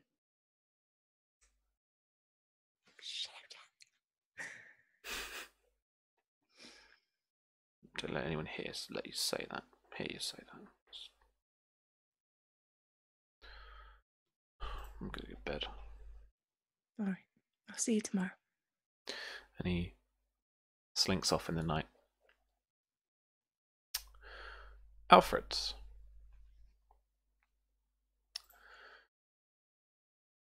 Sir Babblebrook comes to you early in the evening, just as the sun is casting a deep red light over the crest of the Red Mountains to the west. And he's suited up, ready to head out on the expedition. He says to you, I know Mox would rather have you here, but I need the best foragers, trackers I can find. And I know you know the lay of the land well, boy. I'd have you follow me. I mean, I do, yes. I know the land very well, but Lady requested me to stay, and I must follow her orders. Is that what not knights do? Well, yes. I historically no, but yes. I'll have a word. So yeah, Babblebrook comes to you, Marzia, asks permission for Alfred to accompany him on his patrol. The guards are positioned at every doorway, the road up to the hall, around the lookout posts, around the natural crevices and peaks of the hills. You'll be safe here.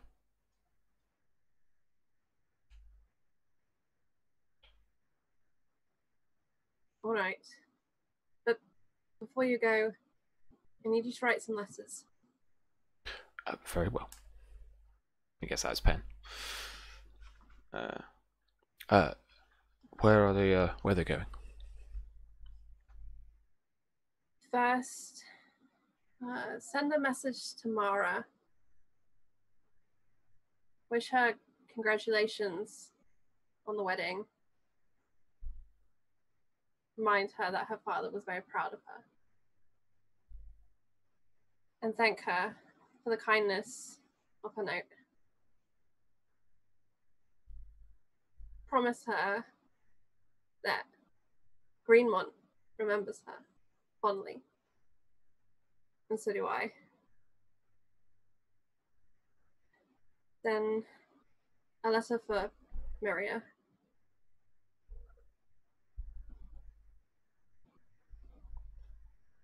Tell her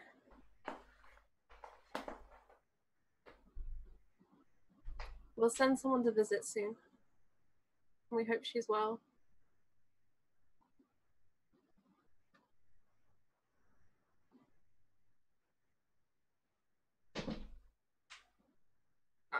I'll finish that one in a second. Write one to Sir Oliver. To Old Oak, I believe. Yeah. Yes, I believe he's still with Mara. Yes. But, well, he was to return. We could try it. Do you imagine that Mara would have asked him to stay? Particularly in the court of the Oakhearts. The Dawn in exile. Not very welcome, I imagine. Oakhearts have been killing Dornishmen for centuries. Marrying Mara, probably. I will write regardless, my lady.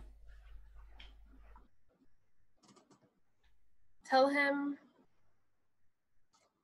that Greenmont is grateful for the service he has given us.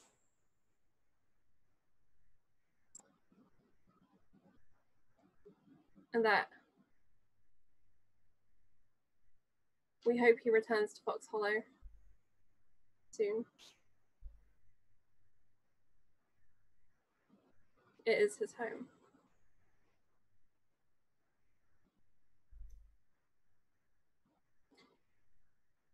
Tell me, Babblebrook. Greenmont's writing code, don't they? The thing they do. I believe. I mean, possibly. Lana may know more, I believe. All right, and she'll pick up the letter that she saw him writing for Myria, and she'll take that in her hand, and she's gonna go and find Lana. Okay. It's a Babblebrook. Yes, Lady. Stay safe in the mountains. As always, my lady. Thank you. And he leaves for the hills. Alfred, he takes you with him, and the journey itself takes place into the night, as this is the kind of early evening that he's grabbed you. You set down camp for the night, not too far from the hall, a few hours, and then come the morning, in the freshness of the early morning, you head out to the edge of the kind of border of Greenmont territory, and that is where you find the small farm settlement that has been raided. It's very clear from the get-go that it's been raided here. The bar gate that would stand at the front of their little yard area has been like trampled down and broken up. There's a dead sand steed just beyond it in the yard. As you work your way through into the courtyard, you can see a couple of dead raiders. Towards the actual house itself, near the doorstep, lay a dead body covered up with a woolen throw, and then another towards the corner of the L shape of the farmhouse itself, covered up as well. In amongst the yard, and as the devoted, these kind of guerrilla fighters of House Greenmont work their way out into the field beyond the farmhouse, as there is this kind of open stable bit, because these two big stable archways that look just straight throughout. You can see a little stream of lambs that have been a couple of lambs that have been slaughtered, and a couple of sheep very, very roughly butchered up and then taken. Parts of them have gone. There are, you could tell fairly immediately, there are tracks that lead off back, kind of coming back on themselves to this broken bar gate, out into the hills to the south. Away from Greenmont territory, right? Yeah. To the south, heading towards Dawn, essentially. But Dawn proper is a long way from here. From the way of the tracks, how long ago were these tracks made? They're pretty fresh. Okay. There thankfully hasn't been much rain, just a kind of smattering of it. So while the tracks have softened, they've probably only been here a couple of days. Okay. And essentially, from what we can tell, this was kind of like a smash and grab. Get the animals, butcher them, get out with the meat, and something like that, is it? Yeah, it looks that way for sure. Alfred will go to Sir Babblebrook and show him where the tracks lead up. Only perhaps a few days old. I can't imagine they have gotten too far, unless they decided to go with speed. He looks down. Good find. Yes, they look in a hurry, don't they? I'd probably count half a dozen men. Possibly. Yeah, give or take. There's 2 here, as he points to the 2 Dornishmen that have been slain, been run through by one of the hay bale pike things. Alfred's going to go have a look and search them. Okay. See what he can find. Whether there's an emblem on it of a house or some identification or just anything really. So this one's wearing very rough, wide ring mail on top of a very, very scruffy old arming jacket. The giveaway for the Dornish nature is the darker skin, the turban. He's got a very rough beard on him as well. Next to him is a kind of like a wilier scout type, very thin, wearing leathers and then silks over the top of that in more natural colours. On them, they've got quite crude or rusted kind of sabres, longsword type weapons. The other one a short sword, a couple of daggers on them. They've been dropped as they've fallen. From the equipment they've got, maybe no more than just bandits. This looks castle forged once. As he picks up the rusted sword and kind of examines it in the morning light and kind of rubs off a bit of the rust, or tries to at least. Something more than just hill tribe or wildman attack, I guess. Yes, intriguing. I mean, we could track them, see where they go. It could lead us to a house. Absolutely, my boy. Yes, please. And he yells out to the devoted, Alfred will lead the front, and everyone fall in line, go to the horses, let's go. So, I would like you to make me a survival check, please. Okay, I can do that. Difficulty is going to be a 12. Okay, I actually am trained in track as well, so it's not too bad. Let's see. Here we go. Oh, damn it, 10. Oh, okay. So, the tracks themselves, like I say, lead off to the south, but they start to diverge from the actual, kind of road itself. You follow very jagged path that there is a naturally walked path out in the mountains, the hills, and you get to a point now where the terrain is fairly hard going even for the horses, so you have to pull them along, and you have to make your way on foot with the horses as you try and keep to the tracks. You do eventually find or keep up with the tracks themselves, but for a little bit you lose yourself, come back on yourself. You're very oriented, you know where you are. It's finding the tracks themselves amongst this quite rocky, hard ground that's the real difficulty. Eventually, unfortunately, come nightfall, you do... At the moment, having lost the tracks, you worry. But then Babblebrook points out on the horizon, on the ridge, cresting, that's kind of this other mountain just away from you, probably a league away.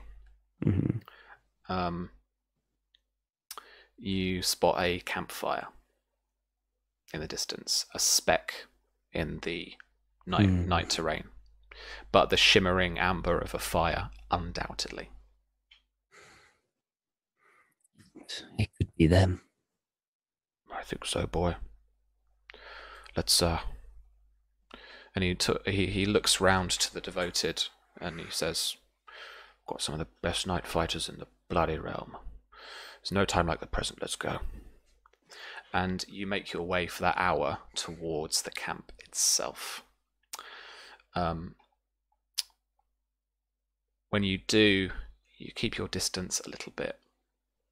What you can see is a pretty established setup of nestled in like a small kind of crevice crater, probably only say kind of 30 feet across.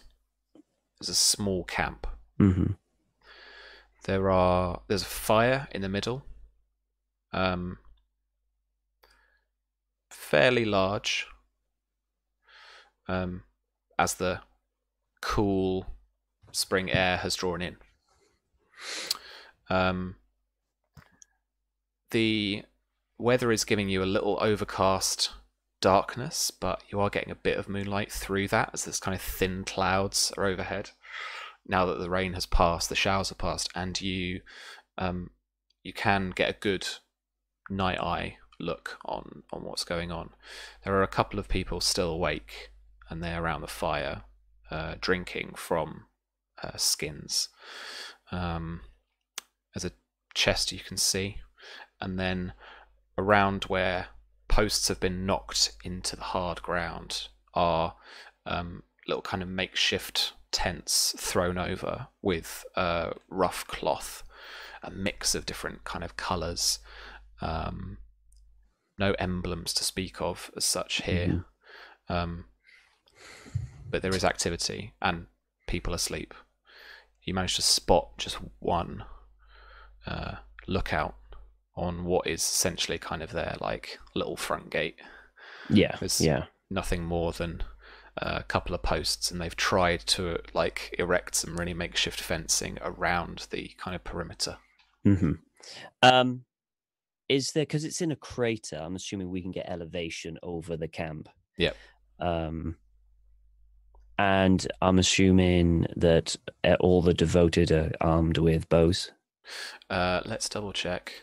A boring bit here, but yes. Marksmanship damage is 1, so that to me says that these are slings. But these are slings. Yeah. Fighting damage is 5. They're more like up close and personal. I see. Saboteurs and guerrilla fighters. Okay. In that case, Alfred's going to take to the high ground. He's going to signal everyone else, and he's just gonna take take an arrow and line it up to the watch, the only one left on guard. And he's gonna take a breath, and as he takes the breath and pulls the bow, he kind of closes his eyes, and as he closes his eyes, it's almost like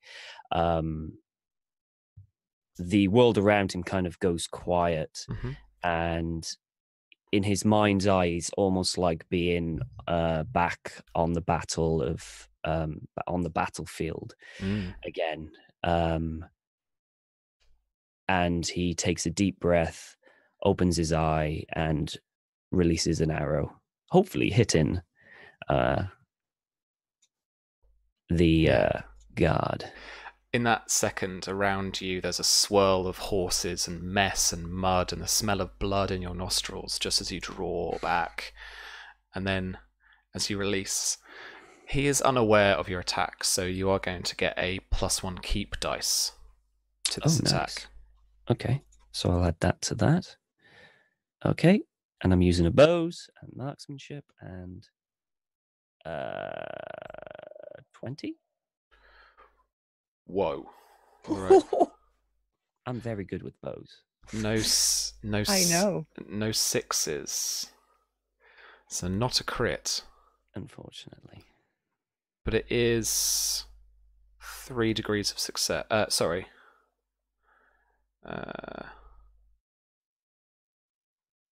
3 degrees, yeah, 3 degrees of success.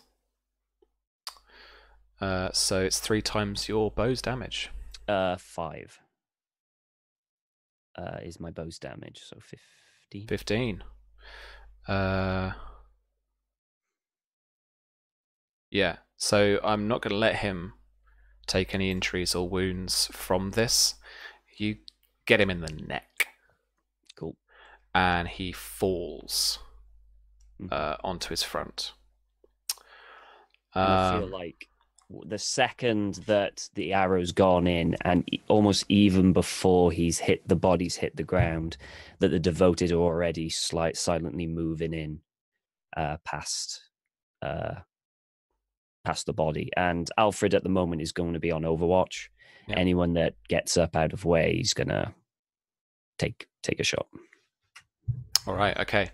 There's a cry from the two guys in the middle of the camp with a fire around, and they're yelling, "Attack! Attack!" They're drawing weapons wherever they can find them. The people sleeping are rushing up out of their makeshift tents with little, not any like arming jackets or anything on, just shirts or just kind of just wrappings and stuff. But the devoted are in there and ready. Charlie, do you want to make me a test for the devoted? Sure. Some little stabby. Stabby. Stab. All right, so let's have a look at there. So they're in the holdings tab of the House Greenmont thing, but I can got them here. So let me tell you. So their athletic stealth. So their fighting is 2. Okay. So I want you to roll a 2 dice for me. 2d6. Oof. Oh yeah. That's a hit. That's 1 degree of success. So yeah, in terms of the melee that goes on, they are managed to get in a good couple of hits as they come out of the bushes. I like to think like one comes out and just grabs the guy by the hair, drags his neck back, and just slices that throat. And then one of the guys sleeping, and like elbows the guy coming up. Yeah. There's a fight that ensues. Sir Babblebrook is clanking down in his half plate. Let me check what he's got. Come on, Don Quixote, you can do it. Hey, he so is. Where is he? I like to think our guerrilla fighters do go for like slashing throats because it stops you from screaming. Yeah. Yeah. All right, Babblebrook. What did I give him? Come on, baby. You can do it. Brigadine. Yeah, so he's got those plates that have been sewn into those jackets, but he's still got chain underneath and like some rather large like greaves, braces, and they work their way up the arms as well. All right. Susie, why don't you roll some Babblebrook attacks? Forth with Babblebrook. Where is his thingy? Babble boldly. So he's going to House Greenmont at the top, and then NPCs is right below that. I got him. And then you should be able to see all of him from there. Yep. So long blades. Let's go, old man. Bam. How'd he do? Oh, nice. 14. What's the blue about? 2 6s. Oh. 2 6s and 2 1s. That is a crit. It's 2 degrees of success, plus you're going to increase his base damage because it's 2 6s by 2. So his base damage with the bastard sword is 6. I imagine he's wielding it two-handed. Doesn't his damage increase because of Castle Forged? Sorry, it's the test. So actually, it would be 15. Is still 2 degrees. Wait, hang on. Yes, still 2 degrees. So the base damage is 6. If he's wielding it in 2 hands, it goes up to 7 because it's an adaptable weapon. It's the bastard sword, so it's the longer version of the longsword. I feel like on a skirmish, he's not taking a shield with him. He'll just go 2-handed, yeah. Yeah. All right. So yeah, he goes in and just like smacks this guy. It's a ton of damage, and he's just going to go over, basically. All right. As the devoted start moving in towards the center of camp, and Sir Babblebrook starts like striding forward in front of this guy, you've got a larger captain essentially in the middle of the little melee. Alfred, back up to you, I'd say. I am going to specifically aim for his knee. Oof. Alrighty. I want to bring this guy down, hopefully, so we can question him later. Yeah. Okay, here we go. 24. Ooh. No sixes, come on. Man, that's tough, right? Okay, so quick maths. It's like 3 degrees. Yeah, most definitely. And the base damage is 5, is it? Yes. All right. Okay, so I am going to give him a wound. So he's going to be at -1 dice. But yeah, he takes that arrow to the knee. Can't believe I just said that. And yeah, and you see him kind of slump slightly, but he's like, his legs shaking, but he's still standing. And he's got a bastard sword, similarly to this kind of rusted bastard sword in the night, like raised up against Sir Babblebrook, and goes for Sir Babblebrook. So this is going to be. Where are we? Oh, hang on.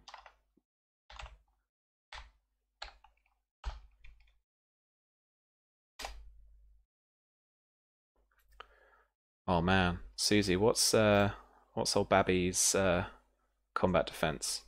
7. So 23 take away 7.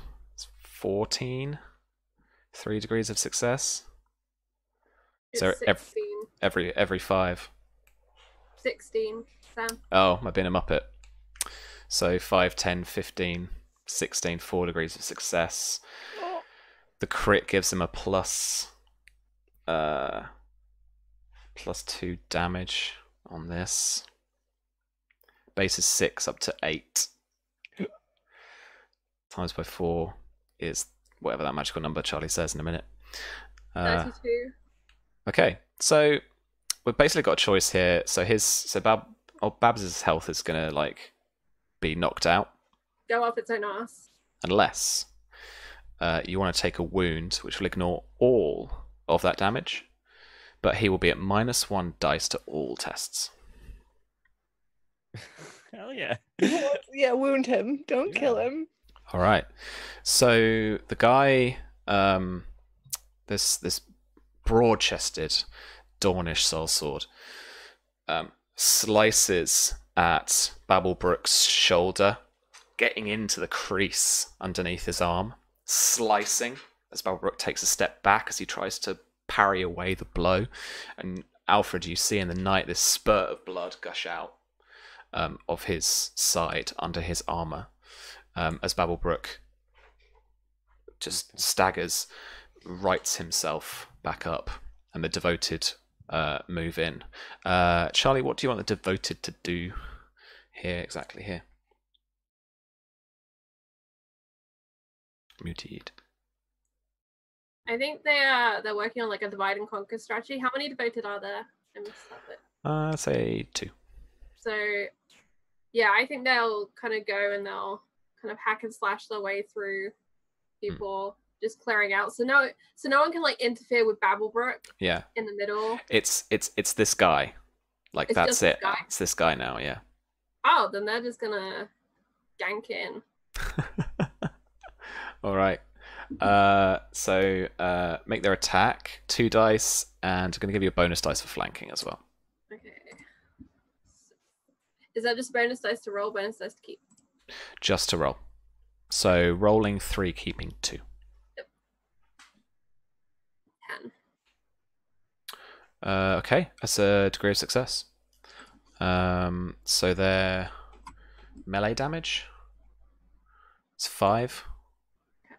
Okay. They do the best they can. He parries one, but the other does have a little stab at him. Cuts a little bit of the kind of very rough, like kind of oily chain he's got on, and Alfred. Alfred's gonna aim for his sword arm. and he's going to try and aim and make him drop the sword, basically. Okay, so this. Oh man. Okay, I'm not going to make this a contest, but disarm is a thing. This particular maneuver. So bear with me for just a second while I flip through all these pages. No.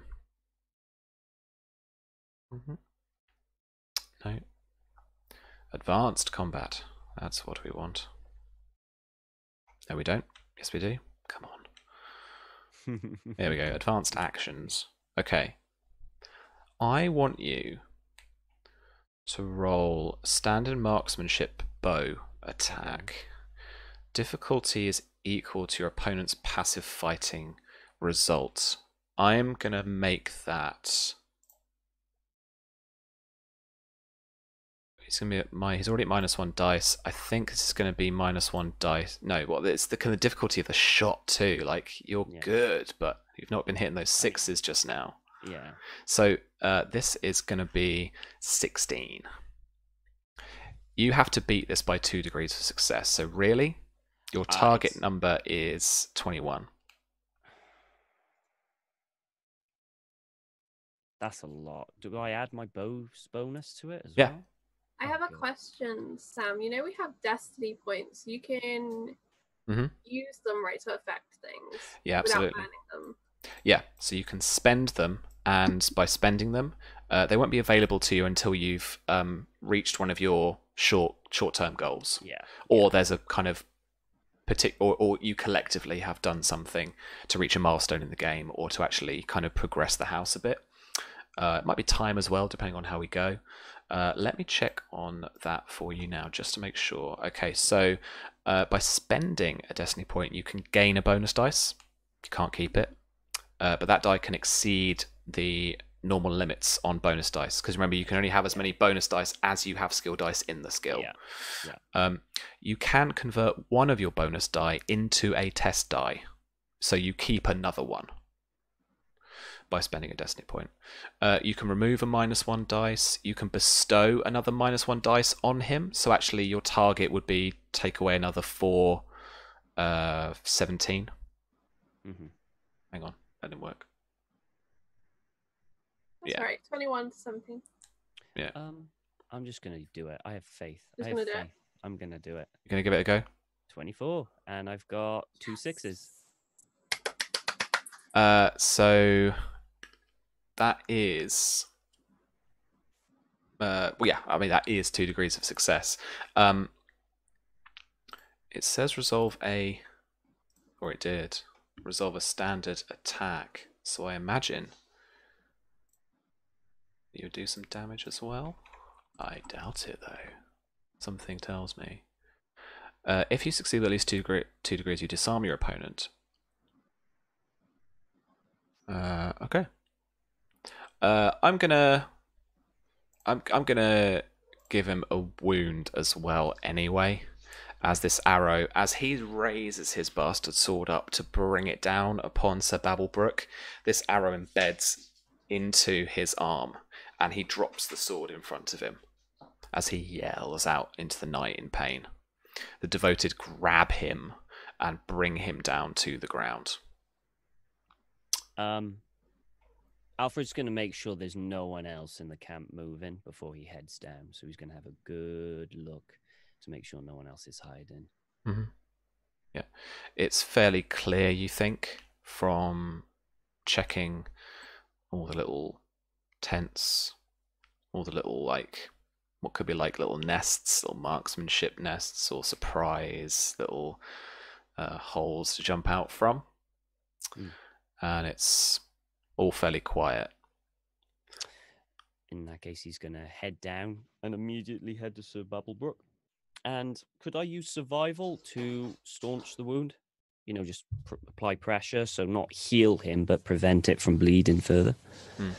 I am going to make this healing. Healing. Survival. I'm not very good with healing, but I'll give it a go. There it is. 5. All right. You patch up with some rough cloth what you can. You take out the arrow,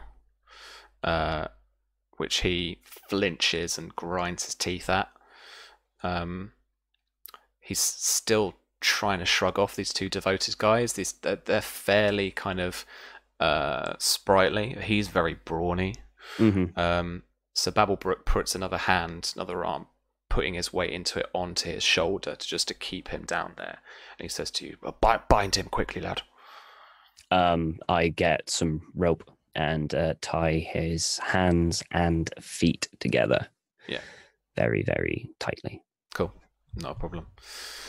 The guy is not speaking. As you do tie his feet, the guy still being held looks you square in the eye, and his like deep brown eyes gaze into yours with his ferocity, and he hoiks up as much spittle as he can and slings it in your direction, just catching you on the bottom of the chin, on the neck.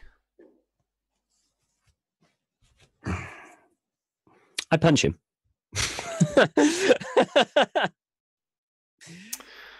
Jump cut then to Myria.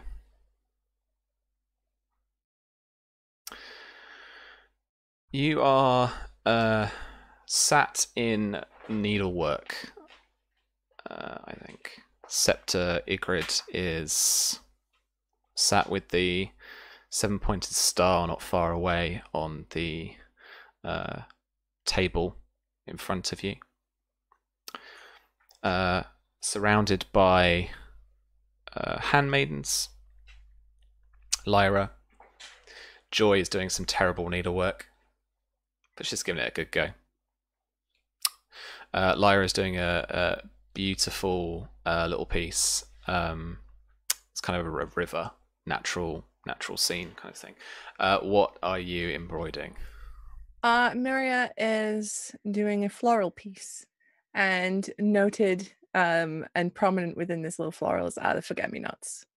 Oh, she's nice. doing like a little remnant of home. Yeah. The doors open, and stood just outside are your uncle. In front of him, flanking him, are two Dornish cavalrymen. They've taken off helmets, turbans. Now they're wearing only their kind of arming jackets, and they've donned a kind of similar soft leather to your uncle's hard leather kind of jerkin, or was more like a surcoat. Well, kind of the older Ned Stark kind of jobby. And they walk inside, and your uncle looks at the Scepter Ygritte and says, because I forgot to do his accent earlier, he says, give us the room, please.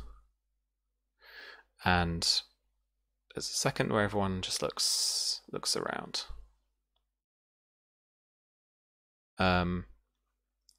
And then as handmaidens, ladies, start to walk away, he points at a handmaiden here. She's a warded handmaiden, wearing a orange dress with 3 black towers embroidered on the front. And he says, "Not you."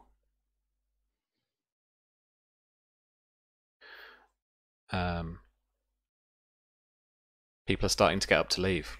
Yeah, I would very quietly and obediently get up and leave. Okay. As you walk past him, his expression softens somewhat, and his gaze follows you out of the room. And I feel like if Myria caught his gaze, I mean, she's trying not to, like, she's trying to be like low-key and behave herself, but if she met his gaze, I think she would like smile a little bit and like give him a little like, "Hi, uncle," little nod, Okay, cool. He doesn't smile back at you, but he sees your little kind of appreciative nod. And after everyone, and even the Scepter,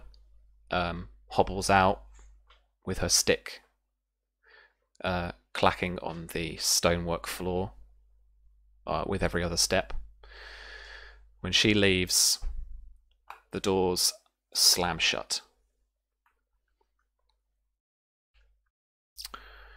Where do you go? I feel like Myria kind of wants to be like nearby, obviously not hanging outside the door trying to listen. Because that's how you get found. But she wants to be somewhere like conveniently close by, where if her once they're done with the room they walk out, she could maybe catch her uncle.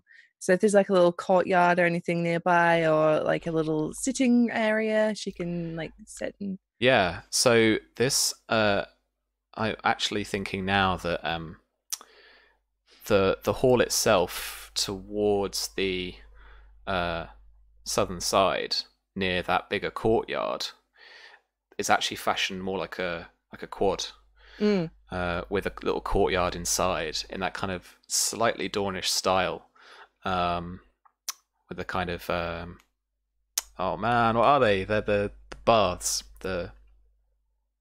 some bath things. They've just been built too. It's cool. It's all history. But then, so like they're in like a quad, and that's where some of a lot of the kind of like little rooms, library, and all this kind of quarters are. But then you've got the Great Keep that's on the more northerly side, and that's the larger building that's attached to that this is attached to.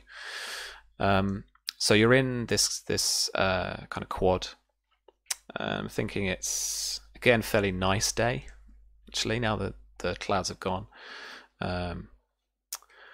And eventually the doors are open again, and you're sat on a bench by the wall that juts into, so you have to turn a good 90 degrees to see.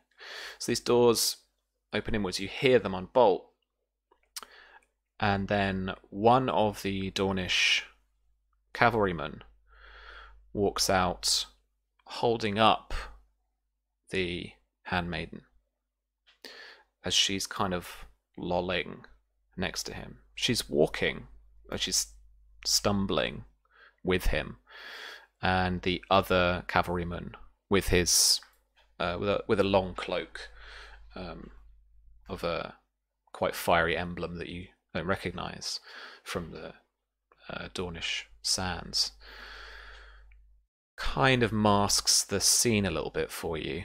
But this lady is kind of looks drunken, like she's kind of stumbling and holding on to this guard.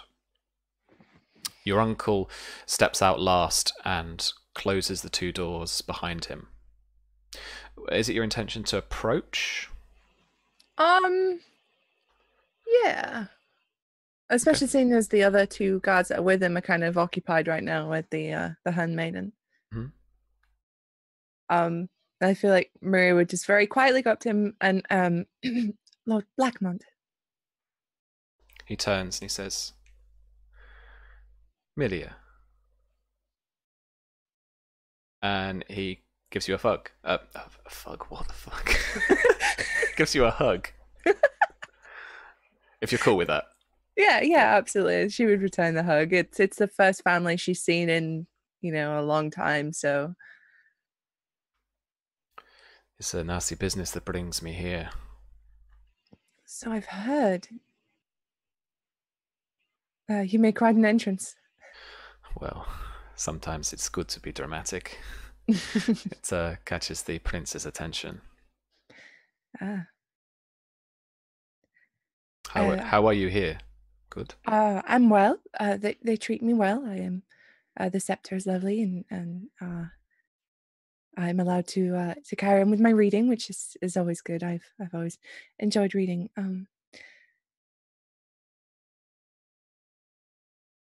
I have something to tell you. He motions to a bench nearby.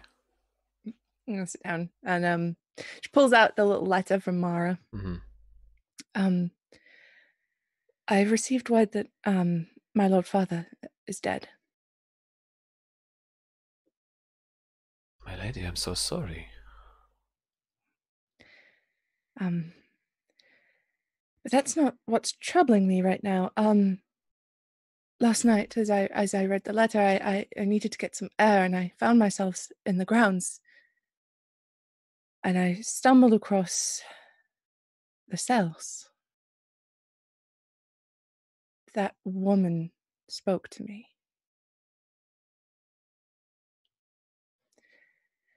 She tried to recruit me as a spy.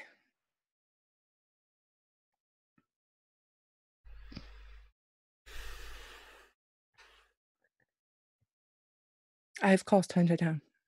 It would be foolish, dangerous, and to mention treasonous to do so. Of course. I thought you should know. Yes, of course. I was not lying when I said that this brought me here is bad. You are quite right to tell me something like that. I appreciate your honesty. I can help you with this. Can save you from this investigation. What do you mean? It's not nice work to interrogate the ladies here. Your sister is to be wedded, is she not? She is married. She's an Oakhart now. And your last brother, he is the Citadel, is he? Last I heard, he was becoming a maester, yes. Very well. I will make sure that you are looked after here. I shall probably be sticking around for a while. Well, it would be nice to have some family around. Yeah. Have dinner with us tonight. Oh, thank you, of course, yes. It's mostly roguish men types that I'm sure you could hold your own if you have your mother's tongue. I had 3 older brothers, and yeah, I am very much like my mother. Well, there we are then. Dinner it is. Until then, Uncle. And then she'll get up, she'll give him another hug, and then like Scarborough. Yeah, he sits and watches her leave. A mixed expression. And so we're going to leave tonight. No dramatic music, I'm afraid. Not straight up. Just our screams into the void. Are we less scared now? Are we more scared? No! I am. I'm less scared. Fear pre-stream. Fear after stream. Alfred's kick-ass, man. Yeah. As long as he's at distance and no one's charging at him. That's true. That's true. Close and he's made of paper. Awesome. My paper archer. Yep. Everyone needs a good nickname. Alrighty. Well, that was awesome. I got well into that. Jeez. All right. Cool. Lots of stuff to consider and to keep writing on. Brilliant. All right then. How are things shaping up for you guys? Charlie, how are you shaping up? Or how's Marzia shaping up? Because you were kind of like, we've built so much. You said before, like we've built so much of these characters and so much of these relationships in the house and the situation that hopefully we're getting across now to people as well who might be watching. Like, has she surprised you? Like, are you feeling on track with her particularly? You think? That's such an invasive question. I know. I'm sorry, but I just thought we'd check in. I mean, in the meta, I'm screaming as much this week as I was last week. Okay. So there's much screaming going on and much. This means this. Ooh, ooh, ooh. As for Marzia, she's handling things pretty well for the most part, which I kind of expected. She's a fairly composed person. But she came out really strong, and I really liked that. I think she is definitely kind of having that feeling of being atop a mountaintop, and it could go kind of one of two ways. That's so cool, yeah. But she's doing her best to do what she thinks Lucas would have done. Yeah. And to try and rally in her own mind what she now needs to do. And she's trying to work quickly and not waste time crying in a corner, because you don't get that kind of time. Yeah, and I think she learned that the hard way a few times in her life. So it was nice that she got to do some healing. That was cool. Hopefully we didn't just bring plague to Fox Hollow. But damn it, you've seen through my ruse. I lost my favorite shirt. Oh, mate. Sorry, boo. R.I.P. that shirt. It's better quality. It's okay. And apart from Alfred's kick-assness, how's he doing? All good? Are you feeling it? Alfred's really good. The benefit of being a character with a commoner background is that all of this game and plays and airs is just, he just doesn't understand it. So he's kind of ignorant. And so at the moment, Alfred is in this blissful, ignorant stage where at the present moment, he's just thinking of the now, which is protect Marzia, and at this present moment get this prisoner back to Fox Hollow so we can interrogate him and see who's orchestrating these attacks. That's all is going through his mind at the moment. This grand scheme for Alfred just isn't even anywhere near it at the moment. But it's fun. It is liberating being in that blissful ignorance thing. I don't have to really think ahead. You know, it's a lot of fun. It's a lot of fun. We're all playing chess and you're playing noughts and crosses. Yeah, exactly. Yeah. Alfred isn't a particularly educated person. Yeah. Not even drafts. Noughts and crosses. Noughts and crosses. Noughts and crosses. But yeah, I'm loving it. I'm really interested to see how much further I go with Alfred, and I'm really interested in role playing Alfred in court and Alfred outside of court. Yeah, it's gonna be fun there. Sweet, cool. So Susie, a lot for Myria first episode. You know that one meme that everything happens so much? That's just Myria right now. Everything has happened at once. They're like one of the central courts of the time. Like, this is all going. This is all going on. Yeah, I mean, this is for how I envisaged Myria, and for how she was built. This is where she needs to be. This is where it's all popping off. But that isn't going to stop me from internally screaming when, it's like, hey, do you want to be a spy for Aegon Rivers? Go big or go home. This is my whole writing philosophy. So you know how all of the inheriting family are dead? That's interesting. Isn't it, though? And the one male is now a maester, and now Myria just went to her uncle, who's been a little bit off. There's some off about that dude. But actually, Myria did surprise me a bit there, because with the proposition about being a spy, there was a part of me that was like, would she take this?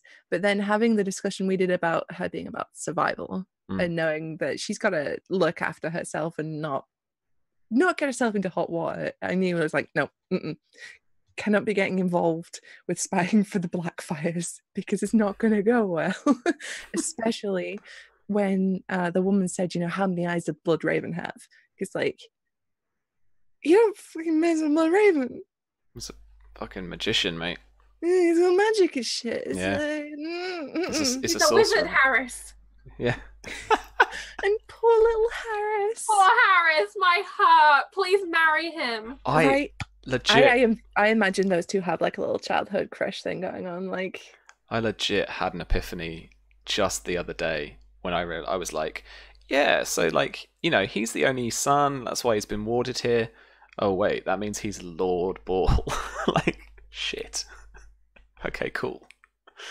That's kind of the tragic reality for a lot of these, like in real life and within the game itself, is very young you suddenly become Lord, Prince, King, Queen, and it's like before that you were just a person and you're being trained to be those things, but you don't know how far you get in your training before you are that thing, and you have to get it done. Yeah, that's just it. Yeah. And like how he was like so childlike with like, this woman knew who my dad was. You could tell me about my dad and let's go sneak out at night. And I was like, sweet boy. So earnest. I'm so glad we dodged Arian though. Holy shit. Oh shit, that boy is like seeing the devil in the dark. It is, right? For you. It's like, what's it called? The black shuck, only it's this blonde little boy. Yeah. Weren't you the least bit tempted to go back and eavesdrop though? Yes. Very tempted. You don't even torture her anyway. Yeah, because he's evil. It would have been just a nasty little boy. All right. With that, let's. Your Grace. Your Grace. Cool.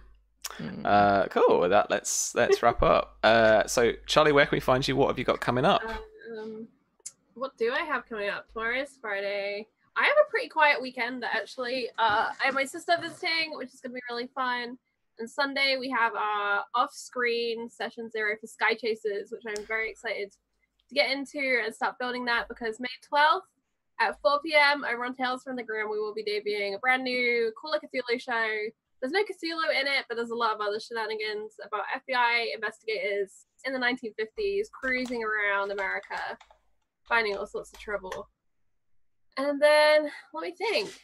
Monday is a new season over on Encounter Roleplay. So we have Inquisitor Season 2 coming up, and I will be appearing in Cult in the Wednesday slot in 2 p.m.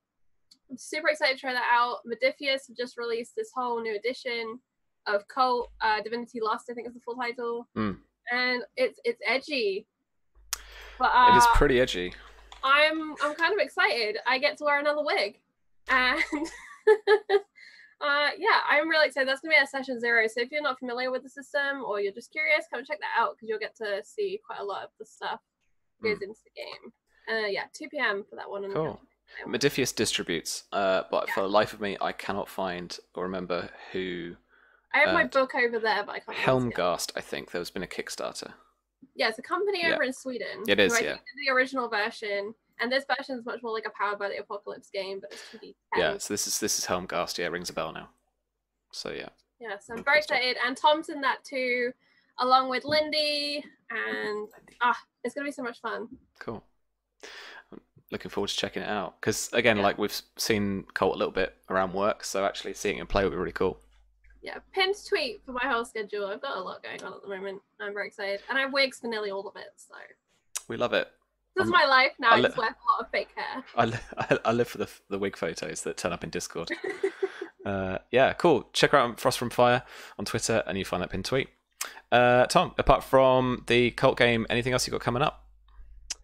No, I don't think so. I do occasionally stream on Twitch, video games and stuff like that. But no, the only games that I've got going at the moment is this one and Cult on Wednesday. So, it pretty excited. I think that's a pretty good way to go through the week of tabletop.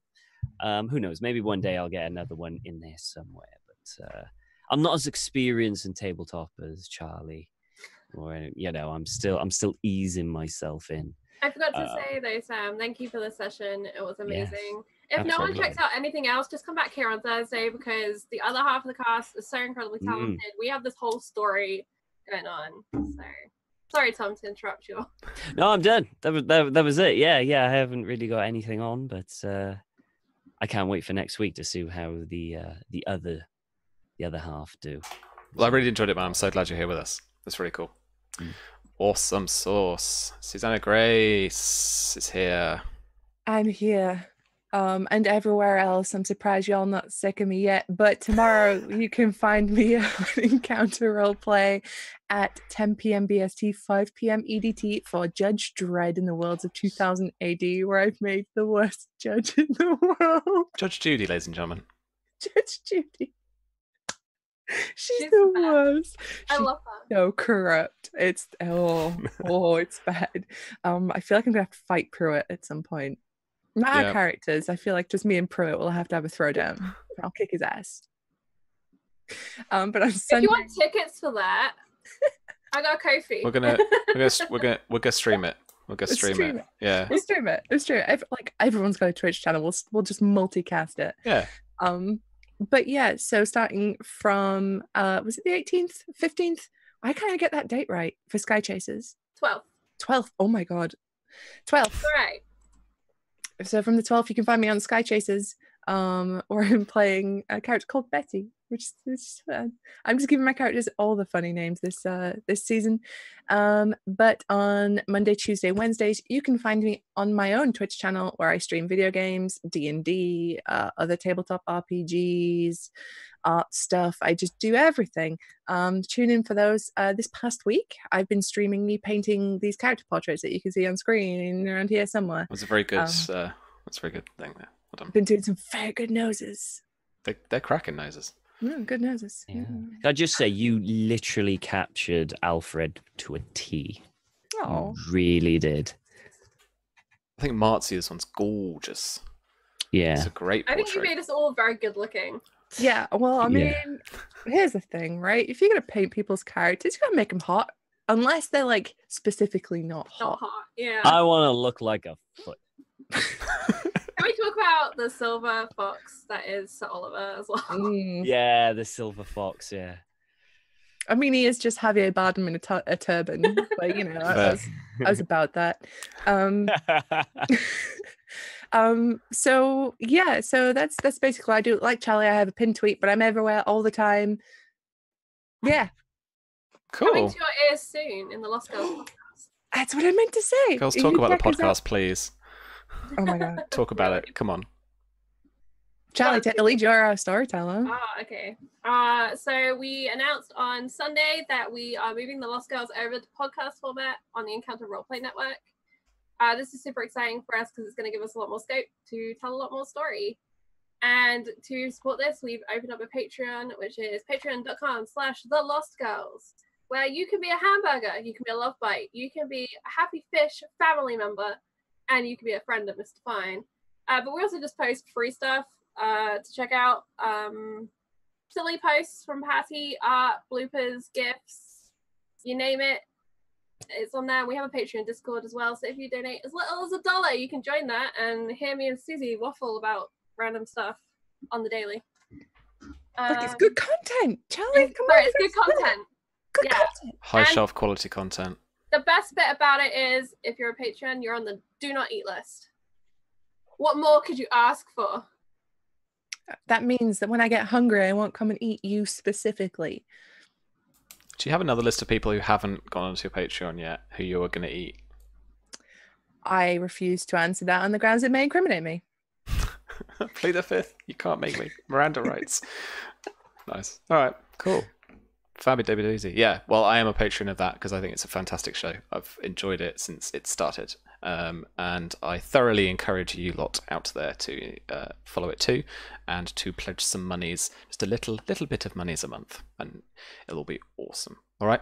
Well, I am Sam, otherwise known as RPG Webby, all across the internet. I work for Modiphius Entertainment as the head of RPG development, and I also am one half of Black Cat Gaming, which are a little independent publisher. We're just starting our own game called The Spy Game, which Charlie's been helping me out test not that way, on a Sunday.